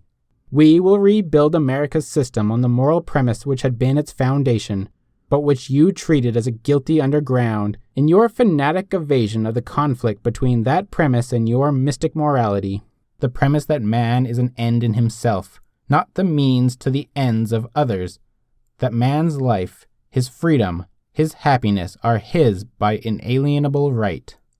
You who've lost the concept of a right, you who swing in impotent evasiveness between the claim that rights are a gift of God, a supernatural gift to be taken on faith, or the claim that rights are a gift of society, to be broken at its arbitrary whim. The source of man's right is not divine law or congressional law, but the law of identity. A is A, and man is man. Rights are conditions of existence required by man's nature for his proper survival. If man is to live on earth, it is right for him to use his mind. It is right to act on his own free judgment. It is right to work for his values and to keep the product of his work.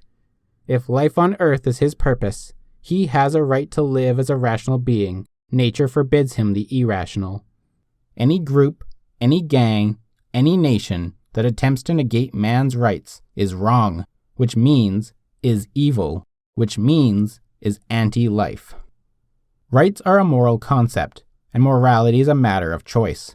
Men are free not to choose man's survival as the standard of their morals and their laws, but not free to escape from the fact that the alternative is a cannibal society, which exists for a while by devouring its best and collapses like a cancerous body, when the healthy have been eaten by the diseased, when the rational have been consumed by the irrational. Such has been the fate of your societies in history, but you've evaded the knowledge of the cause. I am here to state it. The agent of retribution was the law of identity, which you cannot escape. Just as man cannot live by means of the irrational, so two men cannot, or 2,000, or 2 billion. Just as man cannot succeed by defying reality, so a nation can't, or a country, or a globe. A is A. The rest is a matter of time, provided by the generosity of victims. Just as man can't exist without his body, so no rights can exist without the right to translate one's rights into reality, to think, to work, and to keep the results, which means the right of property. The modern mystics of muscle who offer you the fraudulent alternative of human rights versus property rights, as if one could exist without the other, are making a last grotesque attempt to revive the doctrine of soul versus body. Only a ghost can exist without material property. Only a slave can work with no right to the product of his effort. The doctrine that human rights are superior to property rights simply means that some human beings have the right to make property out of others. Since the competent have nothing to gain from the incompetent, it means the right of the incompetent to own their betters and to use them as productive cattle. Whoever regards this as human and right has no right to the title of human. The source of property rights is the law of causality. All property and all forms of wealth are produced by man's mind and labor. As you cannot have effects without causes, so you cannot have wealth without its source. Without intelligence, you cannot force intelligence to work. Those who are able to think will not work under compulsion. Those who will won't produce much more than the price of the whip needed to keep them enslaved. You cannot obtain the products of a mind except on the owner's terms, by trade and by volitional consent. Any other policy of men towards man's property is the policy of criminals, no matter what their numbers. Criminals are savages who play at short range and starve when their prey runs out. Just as you're starving today, you who believe that crime could be practical if your government decreed that robbery was legal and resistance to robbery illegal. The only proper purpose of a government is to protect man's rights, which means to protect him from physical violence. A proper government is only a policeman, acting as an agent of man's self-defense, and, as such, may resort to force only against those who start the use of force. The only proper functions of a government are the police to protect you from criminals, the army to protect you from foreign invaders, and the courts to protect your property and contracts from breach or fraud by others, to settle disputes by rational rules, according to objective law. But a government that initiates the employment of force against men who had forced no one, the employment of armed compulsion against disarmed victims, is a nightmare infernal machine designed to annihilate morality. Such a government reverses its only moral purpose and switches from the role of a protector to the role of man's deadliest enemy, from the role of a policeman to the role of a criminal vested with the right to the wielding of violence against victims deprived of the right of self-defense. Such a government substitutes for morality the following rule of social conduct: you may do whatever you please to your neighbor, provided your gang is bigger than his. Only a brute, a fool, or an evader can agree to exist on such terms or agree to give his fellow man a blank check on his life and his mind, to accept the belief that others have a right to dispose of his person at their whim, that the will of the majority is omnipotent, that the physical force of muscles and numbers is a substitute for justice, reality, and truth. We, the men of the mind, we who are traders, not masters or slaves, do not deal in blank checks or grant them. We do not live or work with any form of the non-objective. So long as men, in the era of savagery, had no concept of objective reality and believed that physical nature was ruled by the whim of unknowable demons, no thought, no science, no production were possible. Only when men discovered that nature was a firm, predictable absolute were they able to rely on their knowledge, to choose their course, to plan their future, and, slowly, to rise from the cave. Now, you have placed modern industry, with its immense complexity of scientific precision, back into the power of unknowable demons, the unpredictable power of the arbitrary whims of the hidden, ugly little bureaucrats. A farmer will not invest the effort of one summer if he's unable to calculate his chances of a harvest. But you expect industrial giants who plan in terms of decades, invest in terms of generations, and undertake 99-year contracts to continue to function and produce, not knowing what random caprice in the skull of what random official will descend upon them at what moment to demolish the whole of their effort. Drifters and physical laborers live and plan by the range of a day.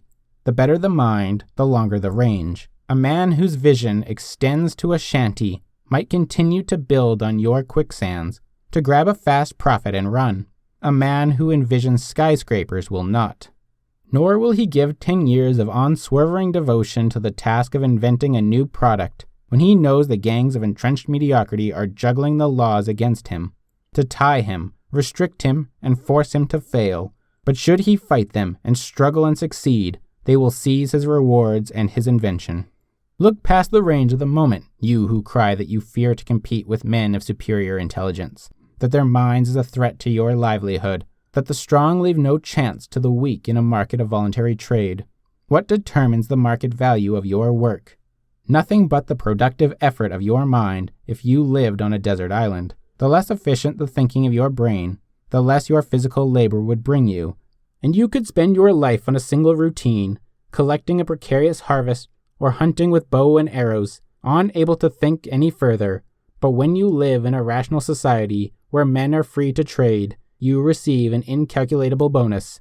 The material value of your work is determined not only by your effort, but by the effort of the best productive minds who exist in the world around you.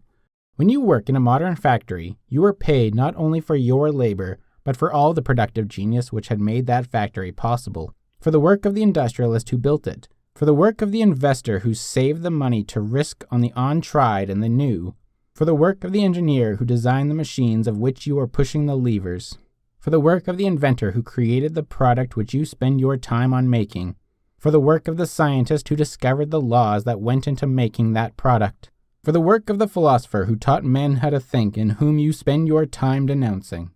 The machine, the frozen form of a living intelligence, is the power that expands the potential of your life by raising the productivity of your time. If you worked as a blacksmith in the mystics' Middle Ages, the whole of your earning capacity would consist of an iron bar produced by your hands in days and days of effort. How many tons of rail do you produce per day if you work for Hank Rearden? Would you dare to claim that the size of your paycheck was created solely by your physical labor, and that those rails were the product of your muscles? The standard of living of that blacksmith is all that your muscles are worth. The rest is a gift from Hank Rearden. Every man is free to rise as far as he is able or willing, but it is only the degree to which he thinks that determines the degree to which he'll rise. Physical labor as such can extend no further than the range of the moment. The man who does no more than physical labor consumes the material value equivalent of his own contribution to the process of production, and leaves no further value, neither for himself nor others.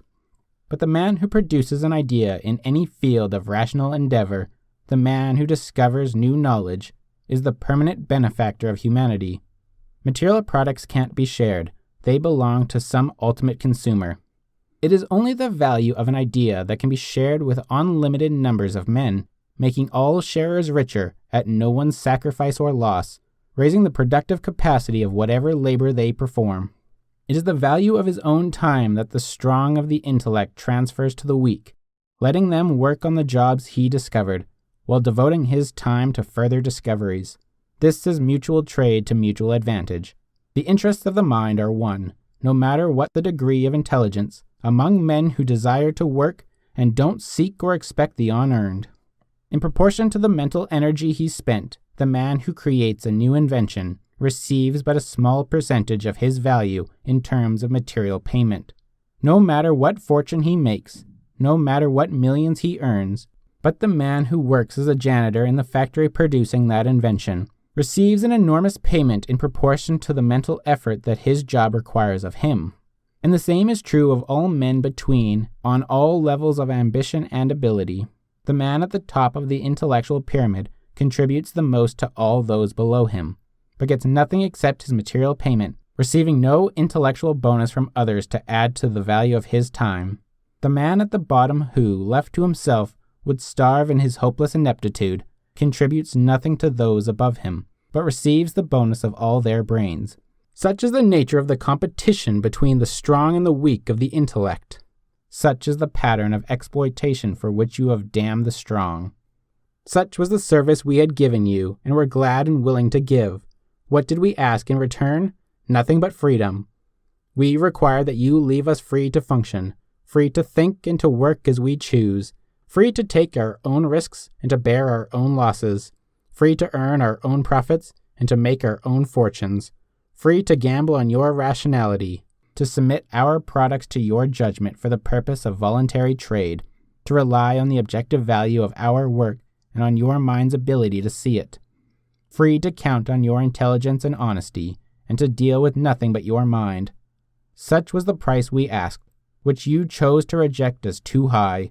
You decided to call it unfair that we, who had dragged you out of your hovels and provided you with modern apartments, with radios, movies, and cars, should own our palaces and yachts. You decided that you had a right to your wages, but we had no right to our profits. That you did not want us to deal with your mind, but to deal instead with your gun. Our answer to that was, may you be damned. Our answer came true. You are. You did not care to compete in terms of intelligence. You are now competing in terms of brutality. You did not care to allow rewards to be won by successful production. You are now running a race in which rewards are won by successful plunder. You called it selfish and cruel that men should trade value for value. You have now established an unselfish society where they trade extortion for extortion. Your system is a legal civil war where men gang up on one another and struggle for possession of the law, which they use as a club over rivals, till another gang wrests it from their clutch and clubs them with it in their turn, all of them clamoring protestations of service to an unnamed public's unspecified good. You had said that you saw no difference between economic and political power, between the power of money and the power of guns, no difference between reward and punishment, no difference between purchase and plunder, no difference between pleasure and fear, no difference between life and death. You are learning the difference now. Some of you might plead the excuse of your ignorance, of a limited mind and a limited range.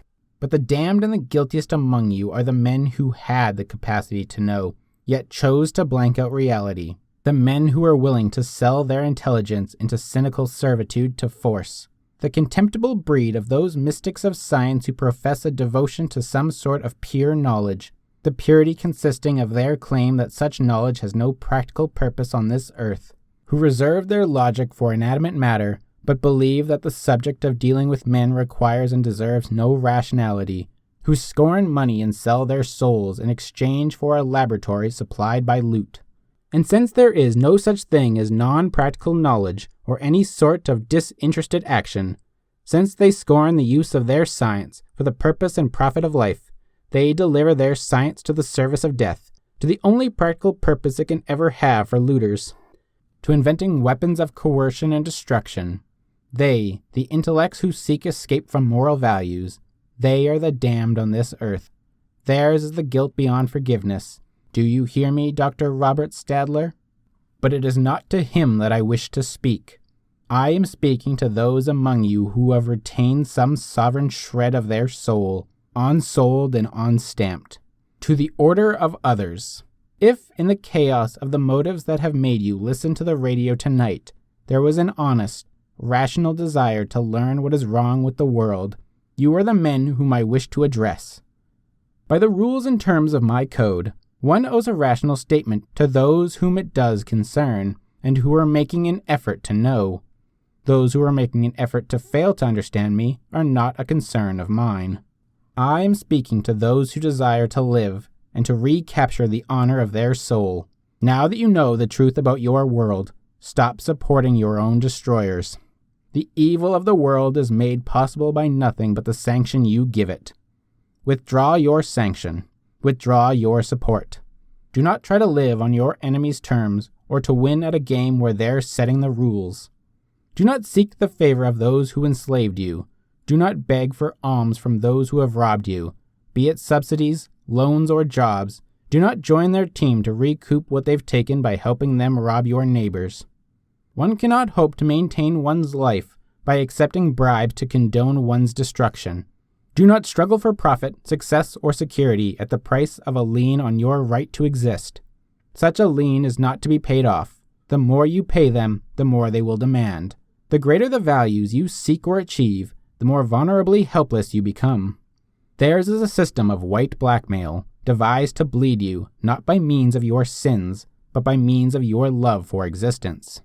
Do not attempt to rise on the looter's terms, or to climb a ladder while they're holding the ropes. Do not allow your hands to touch the only power that keeps them in power, your living ambition. Go on strike, in the manner I did. Use your mind and skill in private. Extend your knowledge, develop your ability, but do not share your achievements with others. Do not try to produce a fortune with a looter riding on your back. Stay on the lowest rung of the ladder, Earn no more than your bare survival. Do not make an extra penny to support the looter's state. Sense you're captive, act as a captive. Do not help them pretend that you're free. Be the silent, uncorruptible enemy they dread. When they force you, obey, but do not volunteer. Never volunteer a step in their direction, or a wish, or a plea, or a purpose. Do not help a hold-up man to claim that he acts as your friend and benefactor. Do not help your jailer to pretend that their jail is your natural state of existence. Do not help them to fake reality. That fake is the only dam holding off their secret terror, the terror of knowing they're unfit to exist. Remove it and let them drown. Your sanction is their only lifebelt. If you find a chance to vanish into some wilderness out of their reach, do so, but not to exist as a bandit or to create a gang competing with their racket. Build a productive life of your own with those who accept your moral code and are willing to struggle for a human existence. You have no chance to win on the morality of death or by the code of faith and force. Raise a standard to which the honest will repair, the standard of life and reason. Act as a rational being and aim at becoming a rallying point for all those who are starved for a voice of integrity. Act on your rational values, whether alone in the midst of your enemies or with a few of your chosen friends, or as the founder of a modest community on the frontier of mankind's rebirth. When the looter's state collapses, deprived of the best of its slaves, when it falls to a level of impotent chaos, like the mystic-ridden nations of the Orient, and dissolves into starving robber gangs fighting to rob one another, when the advocates of the morality of sacrifice perish with their final ideal, then, and on that day, we will return. We will open the gates of our city to those who deserve to enter, a city of smokestacks, pipelines, orchids, markets, and inviolate homes. We will act as the rallying center for such hidden outposts as you'll build, with the sign of the dollar as our symbol, the sign of free trade and free minds. We will move to reclaim this country once more from the impotent savages who never discovered its nature, its meaning, its splendor. Those who choose to join us will join us. Those who don't will not have the power to stop us. Hordes of savages have never been an obstacle to men who carried the banner of the mind. Then this country will once more become a sanctuary for a vanishing species, the rational being. The political system we will build is contained in a single moral premise. No man may obtain any values from others by resorting to physical force. Every man will stand or fall, live or die by his rational judgment. If he fails to use it and falls, he will be his only victim. If he fears that his judgment is inadequate, he will not be given a gun to improve it. If he chooses to correct his errors in time, he will have the unobstructed example of his betters for guidance in learning to think, but an end will be put to the infamy of paying with one life for the errors of another. In that world, you'll be able to rise in the morning with the spirit you have known in your childhood, that spirit of eagerness, adventure, and certainty which comes from dealing with a rational universe. No child is afraid of nature. It is your fear of men that will vanish, the fear that has stunted your soul, the fear you acquired in your early encounters with the incomprehensible, the unpredictable, the contradictory, the arbitrary, the hidden, the faked, the irrational in men. You will live in a world of responsible beings, who will be as consistent and reliable as facts. The guarantee of their character will be a system of existence where objective reality is the standard and the judge. Your virtues will be given protection, your vices and weaknesses will not. Every chance will be open to your good, none will be provided for your evil. What you'll receive from men will not be alms or pity or mercy or forgiveness of sins, but a single value: justice. And when you look at men or at yourself, you will feel not disgust, suspicion, and guilt, but a single constant: respect. Such is the future you are capable of winning. It requires a struggle, so does any human value. All life is a purposeful struggle, and your only choice is the choice of a goal. Do you wish to continue the battle of your present, or do you wish to fight for my world? Do you wish to continue a struggle that consists of clinging to precarious ledges in a sliding descent into the abyss, a struggle where the hardships you endure are irreversible and the victories you win bring you closer to destruction? Or do you wish to undertake a struggle that consists of rising from ledge to ledge in a steady ascent to the top? A struggle where the hardships are investments in your future, and the victories bring you irreversibly closer to the world of your moral ideal. And should you die without reaching full sunlight, you will die on a level touched by its rays. Such is the choice before you. Let your mind and your love of existence decide. The last of my words will be addressed to those heroes who might still be hidden in the world. Those who are held prisoner, not by their evasions, but by their virtues and their desperate courage.